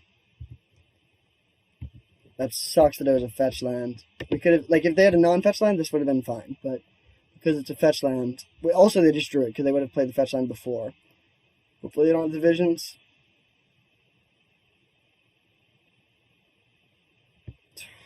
Okay, that sucks. Yeah, we're like maybe 5% to win now. We just can't deal damage fast enough. Okay, Dovin's Veto is solid.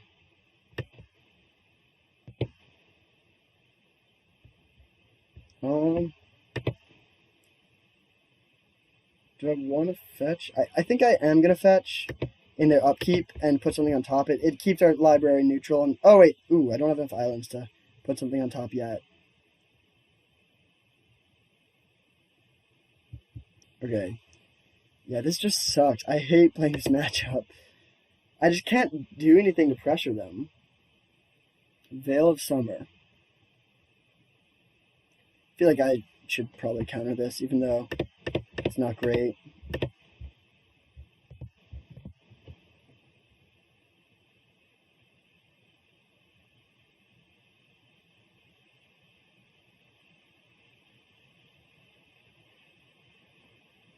Oh. Well, I'm actually still just gonna counter this, like, just so that they don't draw a card. I don't expect Mana Leak will be much better going forward because a lot of their spells are cheap. Ooh, okay. Well, get our last land that enters untapped. Leak this.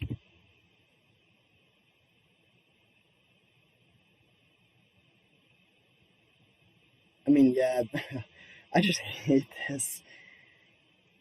Like, we just have no clock. I really, really need a Monastery Mentor in the sideboard, or like 3. That would just single-handedly turn this matchup around so much. We still have a Jace left. So Jace Ultimate could still maybe get there.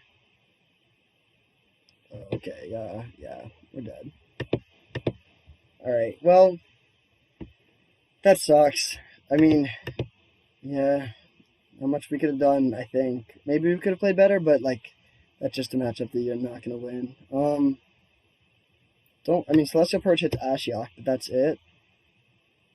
Don't think that's worth it. I'm going to cut one of these verdicts. I want to make sure we have an okay ratio of lands to spells. And also, adding like a couple extra cards doesn't matter that much. Like, that game, we could have probably had 20 extra cards in our library, and it still wouldn't have mattered.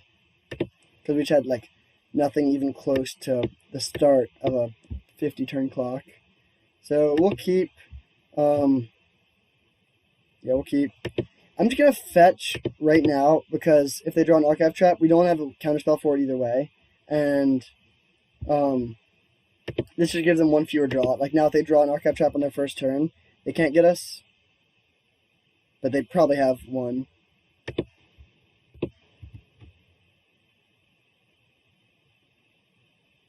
Okay, yep. Oh, that sucks. They hit so many spells, including all 4 of our Force of Negations and one of our Jaces. That's like game ending right there. Oh, I hate this so much. Alright, I mean, so that's just not a good card, but we need lands. Like, we can't bottom a land here, really. But, like, what's our plan for actually winning? I guess just find a Jace on turn 4. Our last Jace. We would probably, I guess, just run out Snapcaster for an Ambush Viper beatdown plan if we could. It's good at least that they didn't have a Hedron Crab on 1, because that did mill us a ton last game. Maybe Ashiok can just randomly mana screw them. They have like 4 fetch lands in their hand. We're gonna leak like anything here, yeah. We could also, I guess we could Spell Snare this instead. Yeah, I think I like that a bit better actually. It's less mana efficient. Actually, no, because I think most of the cards we care about do cost 2. Like, what we really want to be able to do is Spell Snare their Assassin's Trophy.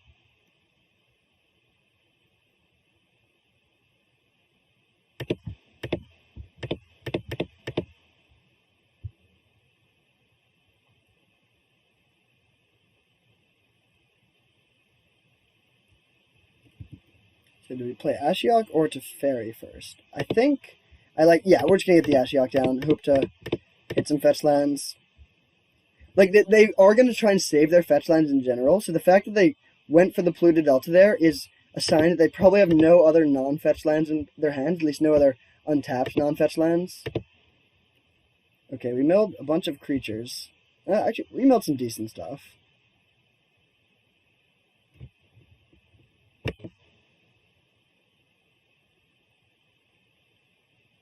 Okay, that's good. That's good for us. Hopefully they crack, but I doubt they will since they're playing it, so it'd be sort of rough if they still didn't know how it worked. Okay, we'll mill them again. Who's the mill deck now? I guess we'll just play this to hold up Snap Leak. It's a bit annoying that they didn't hit Frantic Inventories for us. I do think I'm just going to Snap Opt, though, if they don't cast anything, because getting a clock in play is good.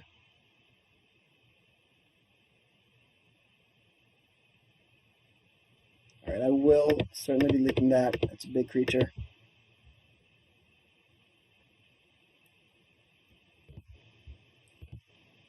Snapcaster Mana Leak, and now we can play... actually, we don't have the mana to go to Fairy and Spell Snare, unfortunately. So, drawing an untapped land would be okay.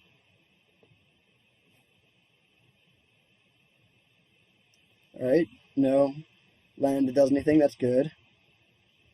Draw a path, that's Not good. I think I am just going to play Teferis here, even though, like, this gives them a window to Assassin's Trophy us. I think that getting this down is worth it. And then we can play Sanctuary. Like, it's not great to get no value off of this Sanctuary, but I think we just want the lands here. Especially since next turn we could potentially go Teferi, bounce Snapcaster, and then Snap Cryptic. And then use Cryptic to pick up our Ashiok and keep milling them. That would be actually very satisfying to mill the mill deck. Although, I guess if it leaves play, that is not great, because then they can just crack their Polluted Delta.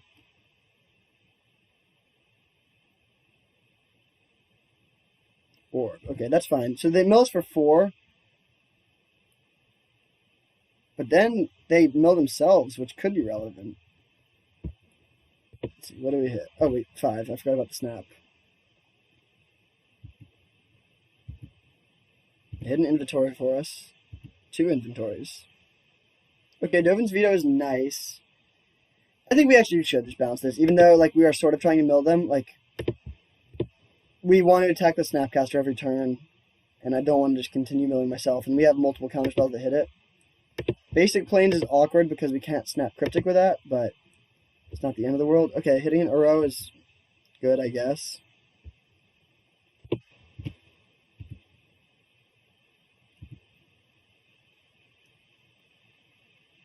So, I think we're just going to end a turn Field of Ruin, their Watery Grave.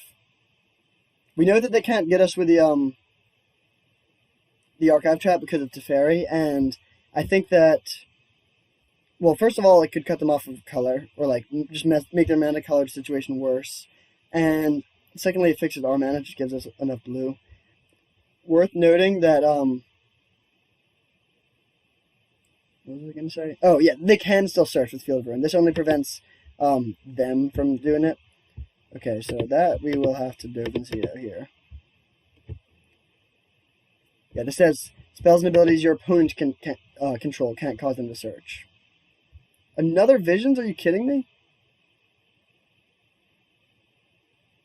If a graveyard has 20 or more cards, yeah, nothing we can do about that. That sucks. So that'll draw them into lands.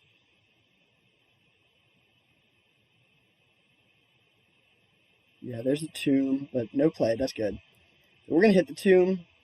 Oh, wait, we do know they have a basic Forest, although it's in their graveyard, so yeah, we'll hit the Tomb. That should cut them off of green for a while. That'll take 1 card out of our library, but I think that's worth it.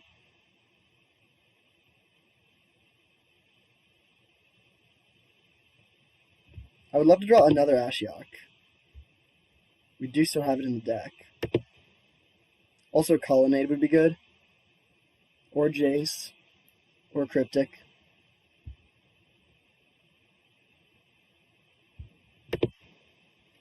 A lot of basic islands left in our deck.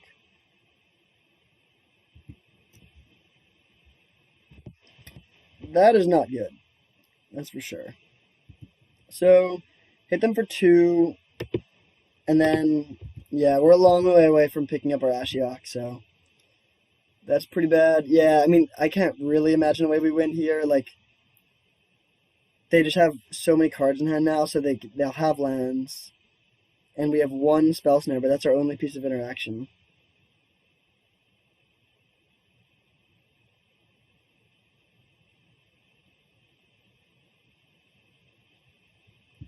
Phantasm is actually fine. Hopefully they play another creature. Okay, Glimpse. I think I would slightly rather hit this than the Orb, because the Orb is symmetrical, so it mills them as well.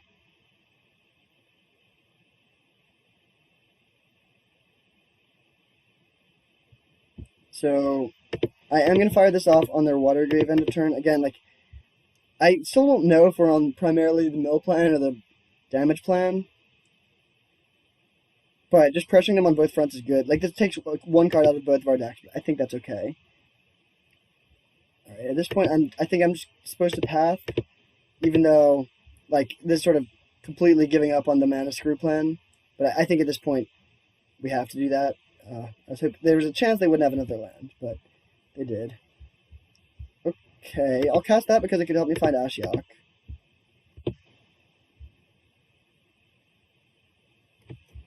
Okay. Jace is something. Although, oh, now they're just going to play the Orb and mill us for so much.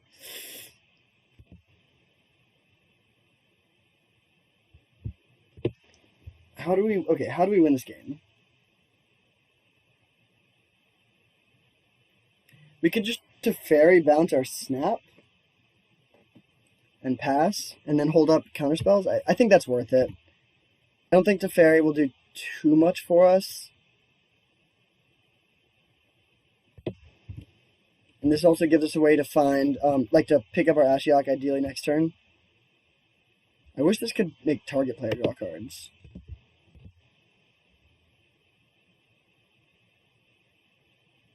Okay, there's another Ashiok, so that's good.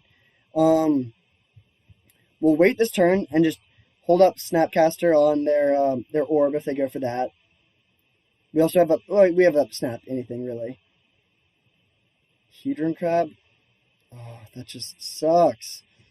I mean, I guess that only mills us for 3. I hate this matchup, though. This is probably my least favorite matchup to play. I'd rather play Tron for sure than this. I actually like playing against Tron, frankly.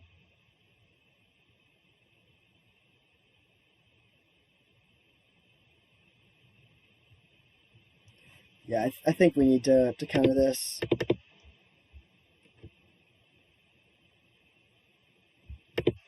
Snap Dovin's Veto.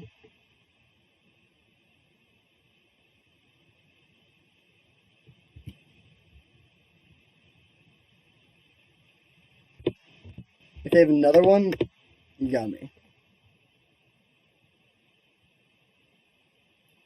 Next turn we can mill them for 8.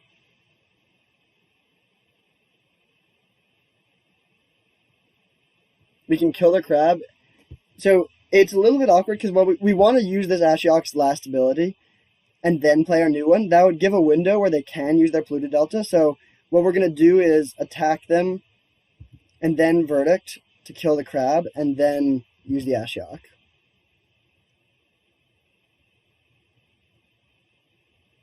And that, I mean, yeah, they can. Any counterspell would get us there, but we haven't seen any counterspells, and we've seen a lot of their deck.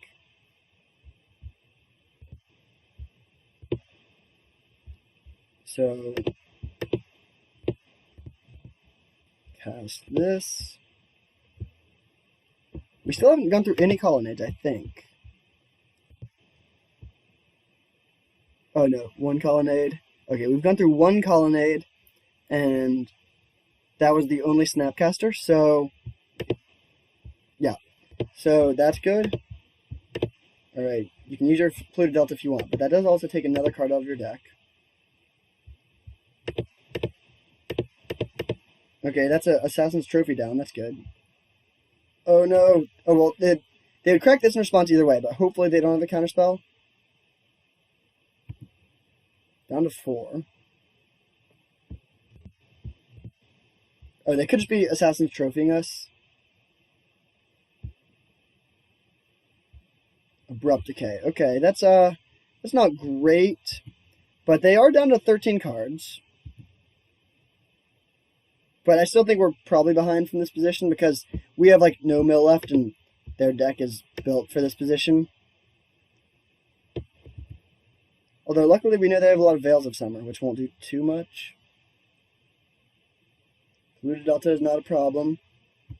Although, hopefully they don't have a huge thing to play. They get a Triome. We have 20 cards in library. Oh no! Okay, we need to draw Colonnade. That's really what it comes down to.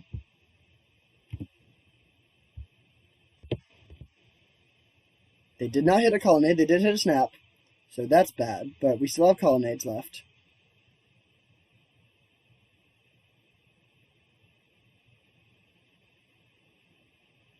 Yeah, that's... Oh, actually that is good. Because now Colonnade doesn't kill them in 1 hit, so we need 2 attack steps instead. Which is quite a bit worse for us. But luckily they don't have any other card. They only have 1 other card in their graveyard, so it's going to be a little bit hard for them to escape the Euro. Okay, come on, Colonnade. Dang it. Oh man, do we like this? Like what our deck does well is draw cards, and we just can't do that now. So this Ashiok can mill it like in the next 3 turns. It will mill us for 12. I don't think it's possible for us to win from this position, even if we drew. Well, we do have a Teferi in our deck, so we could draw 4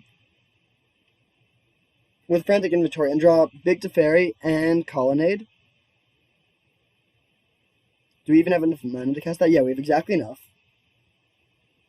I think that's our only out. Then tuck the Ashiok, play Colonnade, and then kill them in 2 attack steps, because we won't get... If we cast Frantic Inventory this turn, which I think we need to do, unfortunately, we won't get 3 more turns. We'll get 2 more turns. And we need to be able to do damage in both of them. So, Teferi plus Colonnade. Let's see it.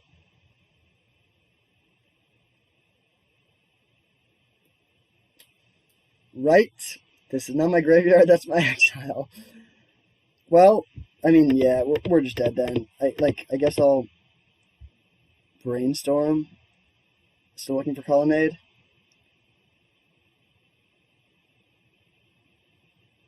Oh man, I was so ready to draw 4 cards there. We definitely can't race them with the pluses here. Okay, I mean, definitely don't need Opt or a fetch land that we can't activate. Oh, we can't even play Snapcaster as an Ambush Viper this turn, so we go down to 9 cards. If they cast no spells for the rest of the game, we go down to 9 cards. And then draw Colonnade, play it.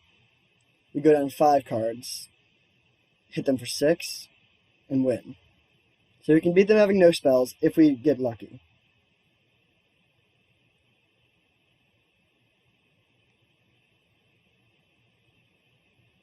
Trophy on the Jace. We would actually love it if they played Trophy on the Jace. Nice. Do we have to search? We may. So we're not... We actually will. If they have Archive Trap, they already won. So it doesn't change anything. So I'm just going to search just... Or, like, look in my library. Oh, actually... Oh, we knew we had 2 we wanted to clear, though.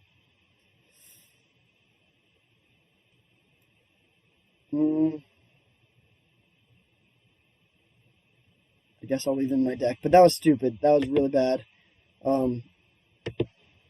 I mean, it took us from 1% to 0.1, like 0.1%. But okay, they hit cards that we didn't really care about. Oh, okay, that does it. Bummer. I mean, yeah, like this is a matchup you can't really build your deck in a way to beat Mill, but like again, it's just a really, really weak deck, so that's fine. Like I'm okay with. Yeah, when I build decks, I build them to be able to beat good decks so that you can win tournaments against good players with them. I don't think Mill is really a playable deck at all, so like that sucks. It's definitely a bummer, especially on my first recording with it. But don't take that to mean that this deck is bad in any way. Like I don't think that really says anything about the deck. Ooh. This hand is so bad. We have to ship this. There's just no spells that we can cast for so long other than 1 force. Okay, this hand is better. We'll keep and put back the 5-drop.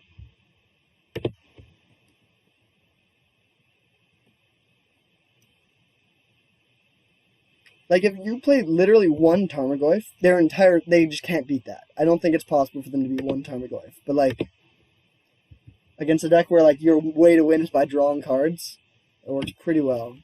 Man, if they went Thought Scour us, I would have been so upset. Alright, 1 on the bottom. That's good for us. Sheevan Reef. Is this Storm?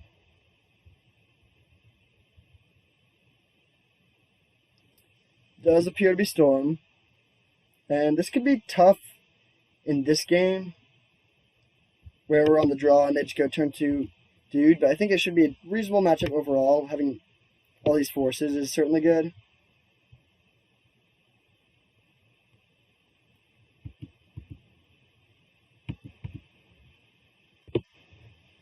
Really wish we had a Condemn there. That would have got him good.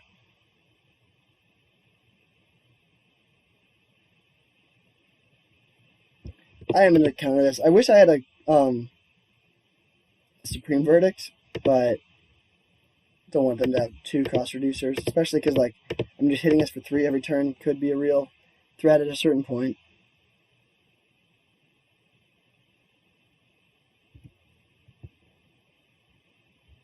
So we'll play that and pass.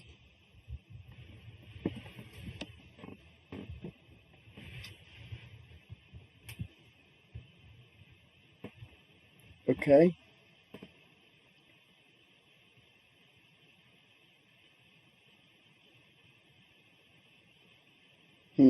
Well, I actually got really punished here, and I probably should have played around. Yeah, we definitely should have played an untapped land. That is definitely going to cost us here. They have a remand, so they remand our force. Oh, that worked. That's surprising. Okay. Do they have a second gift? Okay, Serum Visions is good for us. They could still just go Ritual Gifts and kill us. Nice. Okay, that worked out really well. I mean, we still lost our Jace, and we could have just had an untapped land there, but another force. Okay. I mean, we don't have a way to actually do anything other than just counter their spells for a bit. So we need to draw a planeswalker, or like a bunch of frantic inventories in a row. Oh man, if we just lose to Electro Beats, that'd be pretty embarrassing.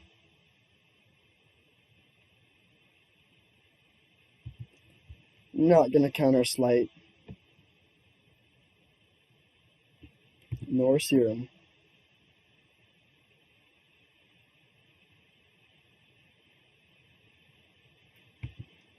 Alright, something good. Field Room. I'm just gonna play that just to take a land out of their deck and make it so that they have to pay life for red mana. Potentially, although not actually, because they can just get a mountain.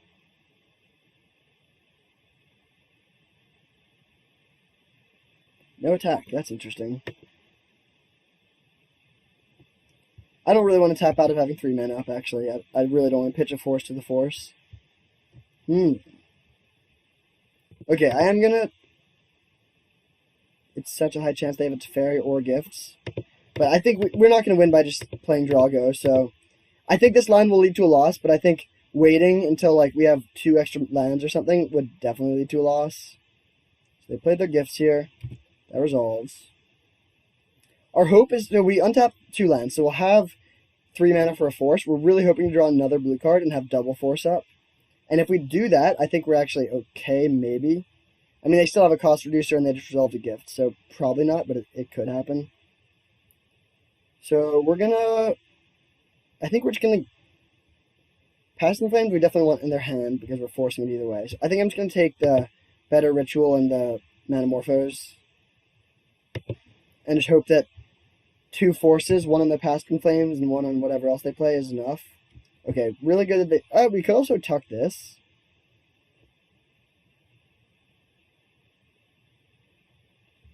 Actually, I think I like that, actually. Well, if I knew my top card was blue, I would rather plus.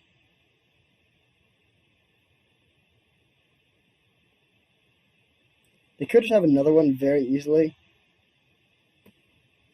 Yeah, I think it's too likely that they have another one. Really hope to draw any blue card. Stormcrow. Bummer. Okay, I think we're gonna die, but I think we were dead either way. I mean, it's possible they don't have another cost reducer and they would be in bad shape, but I don't know. One thing that's sort of nice is this is remand proof, at least remand on our own spell. We can cast hardcast force and then they remand it and then we force pitch force. So there's the ritual we knew about. So now all we know, they have Passing Flames and 3 unknowns.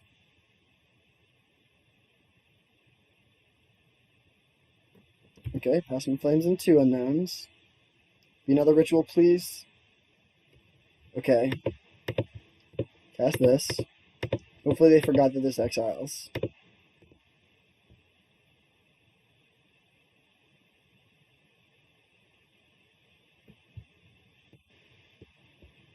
Uh-oh. What is this? Gifts? Repeal Teferi in response? Sure. That's really weird. A, they already attacked him. So if they were planning on repealing, they should have done this pre-combat. B, now we have a card to pitch to Force. And C, we can just play Teferi and yeah, wow, that was really, really poorly executed. I think we're just gonna play Teferi and down take on this now. We have a blue card in hand, so we have a Force available. And this means they're pretty far away from comboing. I mean, they have 4 mana, no cost reducer, only 2 cards in hand, and we have a Teferi, so if we untap, then we can start sort of going to work. Yeah, I think an Expert Storm player could have certainly won this game, but I think as it stands, we're in pretty good shape. All right, yeah, that Cryptic will probably close the door. So I'm just gonna main phase do this because I think it is worth it to shuffle that dude away, and we also can just untap our land and still have up Hardcast Cryptic plus Force.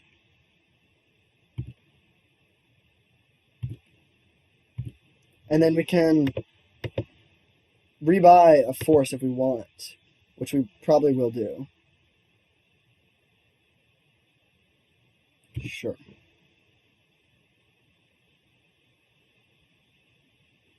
Sure.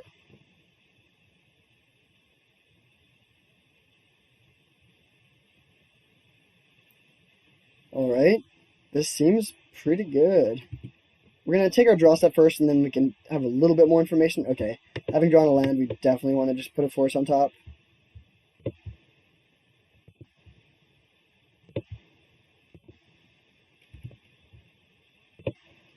Get that back. Draw the Force. Play our Field of Ruin. And just pass. We could attack with Colonnade, but I think when we have a Teferi on board, the onus is on them, not us. In general, I like being aggressive with Colonnade in these matchups when possible because just playing draw go favors them. But when we have a Teferi going towards ultimate, I think it favors us. I mean, sometimes they can just do a little mini storm and then kill you with grape shots. That's always frustrating. Let's see. I guess we need 7 mana up. Tapping Colonnade essentially costs 3, so we would still have 7. Yeah, actually, we have exactly enough mana now where I think it is worth it to go for this. We then tap 2 lands, we can hardcast 2 things, and then play Teferi, or pitch Teferi to play second Force. And this does mean, this kills them in 4 turns, as opposed to Teferi, which kills them in, longer than that. Because even if after he ultimates, it's... Most decks fold immediately, but Storm can still win.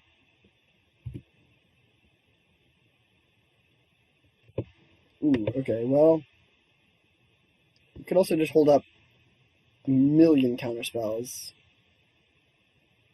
But they have 2 cards. I think we're fine with just 3 counter magic spells. So play that, play Colonnade. We also, having a second Colonnade takes a turn off the clock from attacking too. I think our opponent, when they sort of try to go off, we're really banking on being able to flash back the Past in Flames if the first one failed. Wow, they're flooding very hard.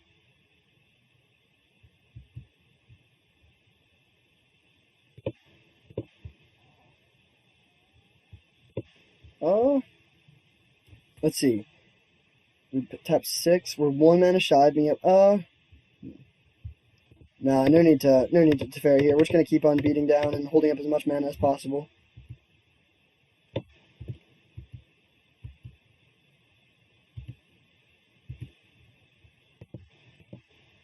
So they're dead next turn. And we have 7 cards in hand, including 2 Force of Negations. I think we're just letting this resolve. They have a million lands. We'll counter anything that says draw a card, though.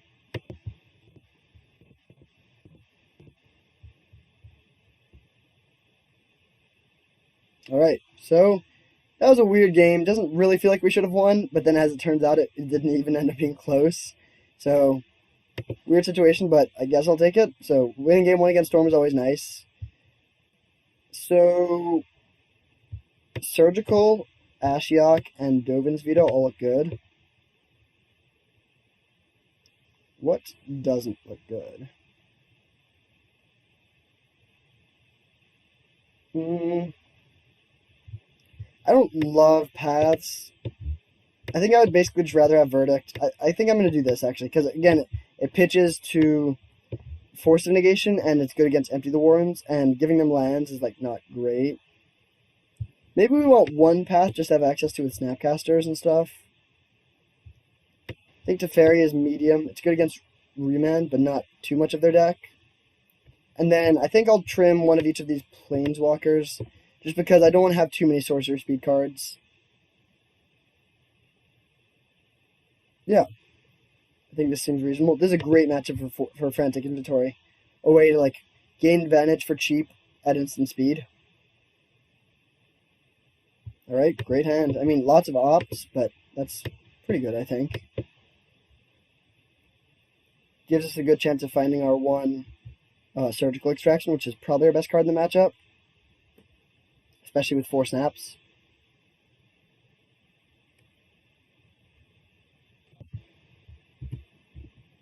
They could be playing Blood Moon. I think it's probably slightly unlikely, but it's possible. I think I'm going to fetch an island either way because I just don't need planes, and Life Total is actually surprisingly relevant in this matchup. I've lost to this deck by just, like... Actually, in my 4-1 league, I think my one loss was to Storm, where, like, I had multiple counterspells and thought I had them on lock, and then they just played, like, a couple rituals, then Grape Shot for 5, Grape Shot for 6. And, like, I had shocked myself a couple times and, like, taken some hits from Electromancers, and that was enough. And it was like, are you kidding me? Like, I sort of shut down your combo, but then you just still killed me.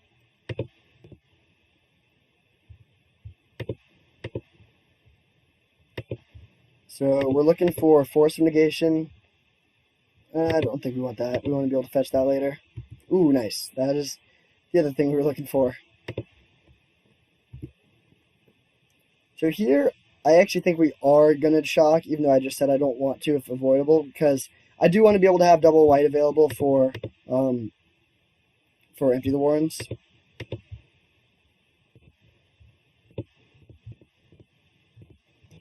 We'll cast our Frantic. Cryptic is a fine draw, although we do need more blue. Alright, another Field of Ruin isn't ideal. I think we're just going to do Field plus Opt. If they don't do anything, we need to leak. Dang, they hit a land. That's good for them. Actually, now... we will do this. They can gift Ungiven in response. Like, they'll get an extra land, and we wouldn't be able to counter that. But gifts is a lot less scary when we have a Surgical Extraction. In fact, it can potentially help us. If we didn't have the Surgical, though, I wouldn't want to do this. Like, they would have discarded card to hand size, sure. But, like, if the opponent can resolve a Gifts Ungiven, that's really bad news, usually. Okay, come on. Like, that's a horrible play. Are you... yeah. I mean, I guess they're, like, if they're, like, really digging for gifts because they want to resolve it right now. I'm not going to tap this just because if they, in the slim chance they do, I don't want to give them an opportunity here. And I'm not going to play that Flooded Strand because I could imagine us wanting to go, like, Leak plus double Opt, and I don't want to use... I, like, want to save my fetch to be able to rebuy Cryptic or Surgical. So, Surgical on Manamorphose could be a reasonable option, but if they're not playing anything, I think I'm just going to opt and look for Planeswalkers or more counter magic. Actually, I'm going to keep this, as weird as that may look. Like, one of the ways they win is just by, like, Empty for 3 and us not being able to beat it. That I will bottom, though. So discarding hand size is obviously quite good for us.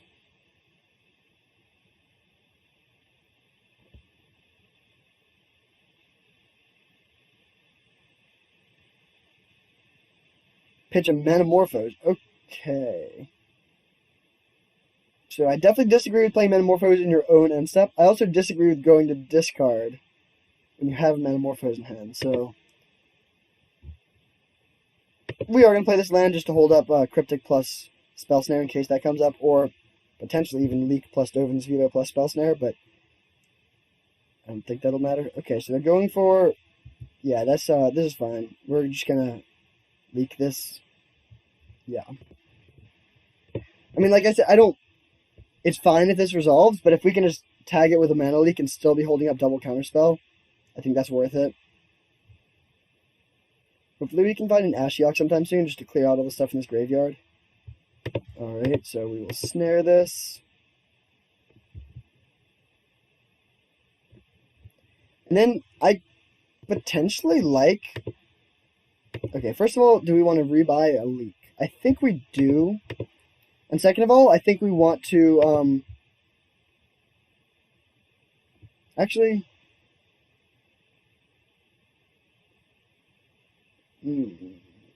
No, I regret fetching now because I don't want to rebuy a leak. I want to draw another colored mana source so I can play Dovin's Veto plus Cryptic. Okay, perfect. So now we're going to draw step Surgical their Desperate Ritual, I think. I think it's very, very likely that they have at least one. And also just like that makes their a lot harder for them to go off. We'll see, but I'm guessing we're going to get one, maybe two.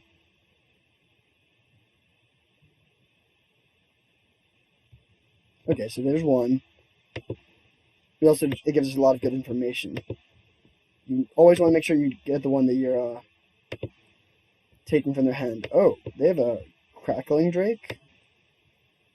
A couple things to note. First of all, they left in lots of these mana dudes, which is rare. I feel like usually I see people cut at least some of them. They only have, they do have 2 Passing Flames, 1 is in hand. 2 empties, 2 Grape Shots, 3 basic islands left. Including no snow-covered island. Oh, no, 1 snow-covered. Okay, so they have plenty of islands. So, I'm going to just pop a quick screenshot of their hand and their deck. So, there's not really, like, we could Manamorphose, or Surgical on Manamorphose if we draw a Snapcaster or a Fetch Land, but I don't think that really does too much. They can just cantrip them both in their upkeep. Looks like they're just cantripping them now for free. So, yep, Manamorphose resolves. Cross that off the list. Do they cast the second Manamorphose? They do.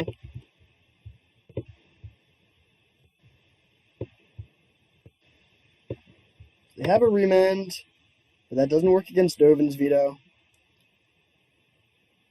I don't really know what they're doing here. This doesn't seem like a time when you want to pick a fight. They just pass. I'm just going to fire this off here. Yeah, like, it just constrains their red mana slightly. Like, now they can only cast 1 ritual. Okay, I really doubt they'll be casting anything in their own end step, but you never know, I guess. So now all of their Manamorphose and their Desperate Rituals are gone. They still have Pyretic Rituals, but if we can find an Ashiok to clear out their graveyard, that'll really hurt them. Okay, so we'll play this, and we can rebuy Surgical if we want to. Our life total is low, so they don't need a big storm to kill us with Grape Shot, especially if they have a second Grape Shot. I think I'm just going to counter draw here, and then they can remand either spell if they want to, and then we can Dovin's Veto. Let's see if they remand the Cryptic or the Goblin Electromancer. That's good. I'm happy they at least know that line. So they're holding Grape Shot, Past in Flames, and that's it. Oof. I actually don't really want to... no, I should rebuy the Cryptic. It's awkward because, like, then we're just passing, like, they know about it, and we're not advancing our board at all. But, like, if they draw a land, they could just go Past in Flames, 4 Manamorphose, Grape Shot you, and that's not really something I want to allow. So we're gonna draw a step, hit their other red source here. We also really don't want to draw more lands ourselves, so it says marginal deck thinning value for us. I mean, it thins their deck too, but I think they can use an extra land more than we can when they have a Past in Flames in hand. So that's 5, 6, 7, 8, 9, 10, 11, 12, 13, 14, 15, 16. So that's pretty sweet. We only have 10 lands, or no, we only have 8 lands left.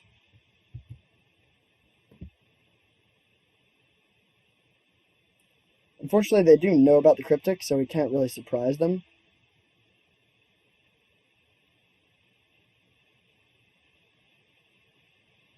We really just want to draw a Planeswalker at this point. Or a Frantic Inventory. Or Snapcaster. Just like cards that draw cards. Empty the warrens. So that is definitely fine. We'll just sweep those away.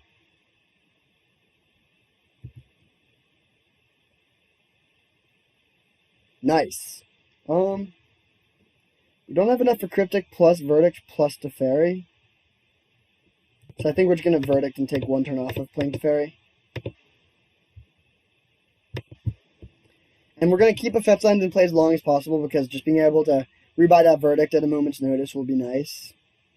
In case they do, like, go for another empty. We just passed. That's good for us, I guess. Alright, well, definitely don't need to rebuy a Verdict now.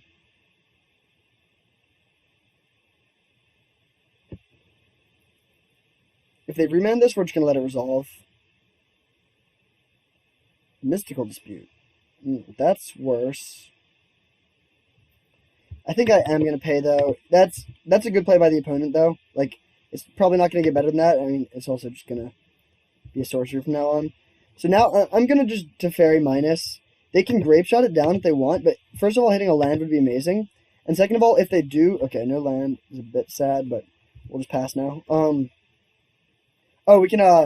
If we need to, we can fetch for our Mystic and then put Spell Snare or Leak or Dovin's Veto on top, or even Surgical, so that's good, and just draw immediately with the Opt. But if the Grape Shot goes to the graveyard, then that's great for us.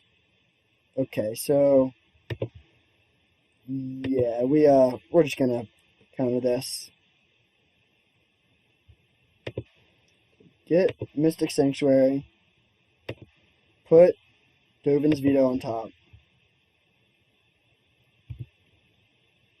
Good thing that we minus Teferi there to get this Opt. Opt, draw it. Cast it.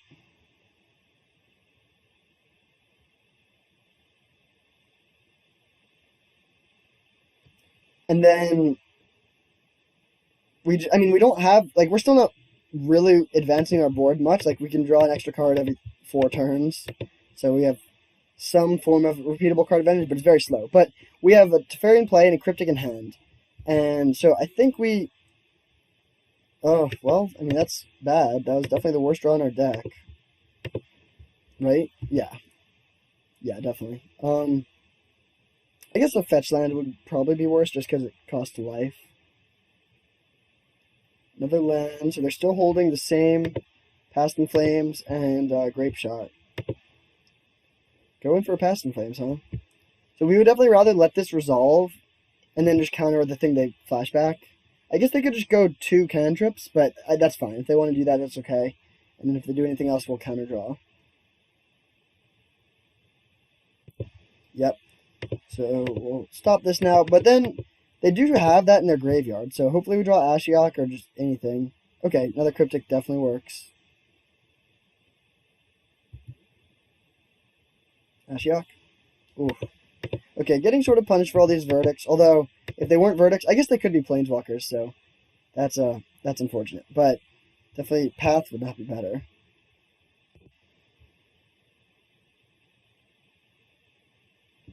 Okay, we'll just let this resolve and play Verdict end of turn. Teferi Plus. Always an all-star.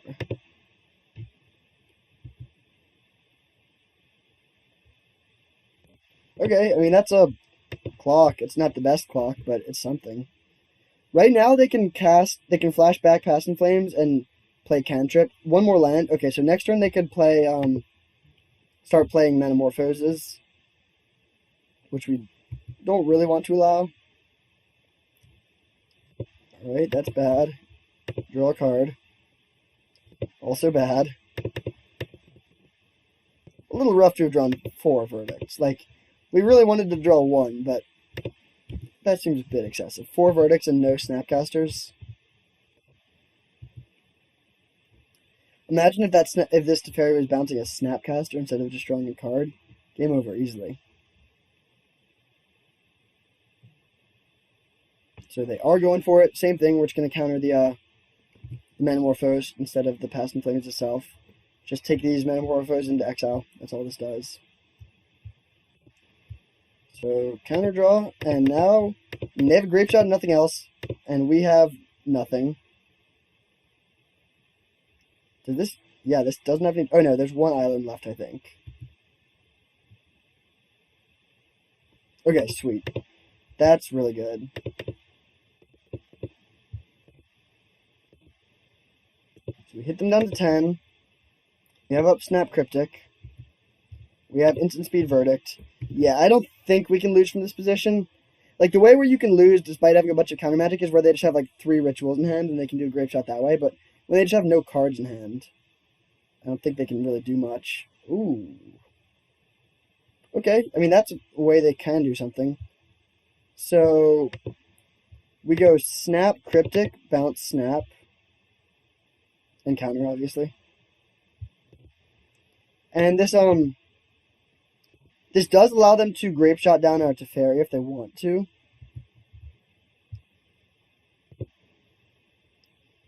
Counter target spell, return target permanent. We don't have any more Cryptics left. Oh no, we do have a Cryptic left. Okay, that's good. If we didn't have Cryptic, we would still have Dovin's Veto, so I still think this would be the right line, but Snapcaster is much, much better when you can be doing this and just repeating counter spells.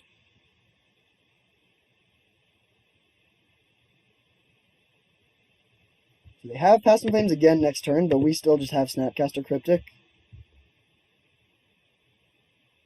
Looks like they are going for the little baby Grape Shot.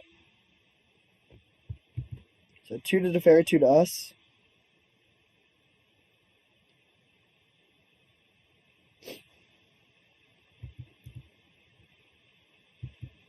So I think we're just gonna do well, we could snap Surgical.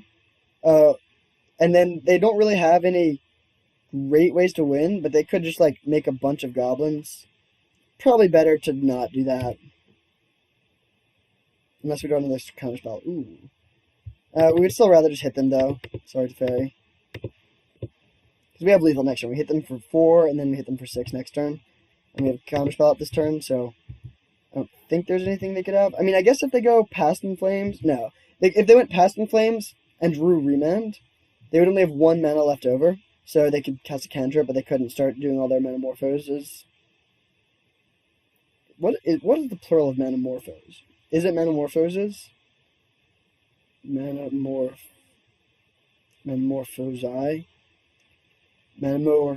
Yeah, I don't know. Someone tell me in the comments if you know. Alright, our opponent just passed. Do we just go for the kill? Probably. I mean, like, yeah, like they could remand something, but that's fine. I guess I'll hit Surgical.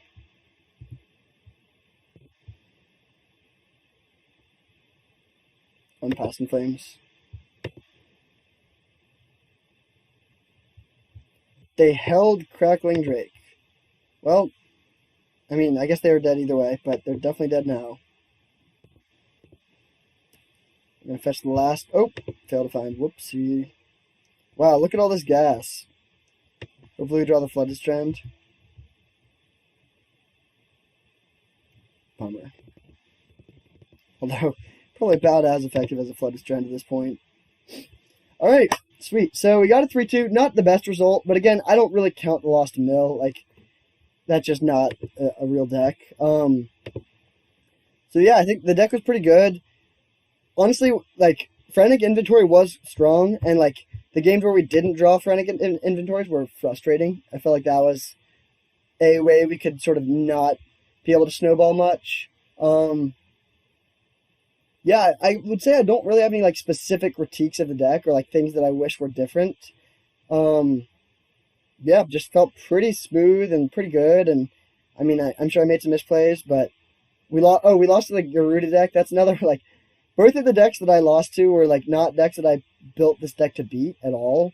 So I guess that's a good sign. I mean, maybe that's a sign that I just don't know the metagame that well, and I'll actually play Garuda and Mill every league, and in which case, I don't really think this deck in its current form is viable, but I don't think that's the case. So, yeah, definitely let me know any changes you would have liked to see in the deck list, or if you enjoyed the video, or if you would like to see more of this deck / variations of this deck, or if it's just not that sick and you'd rather me do other stuff. So, yeah, definitely let me know all that stuff, and thank you for joining, and hopefully you had fun. I know I did.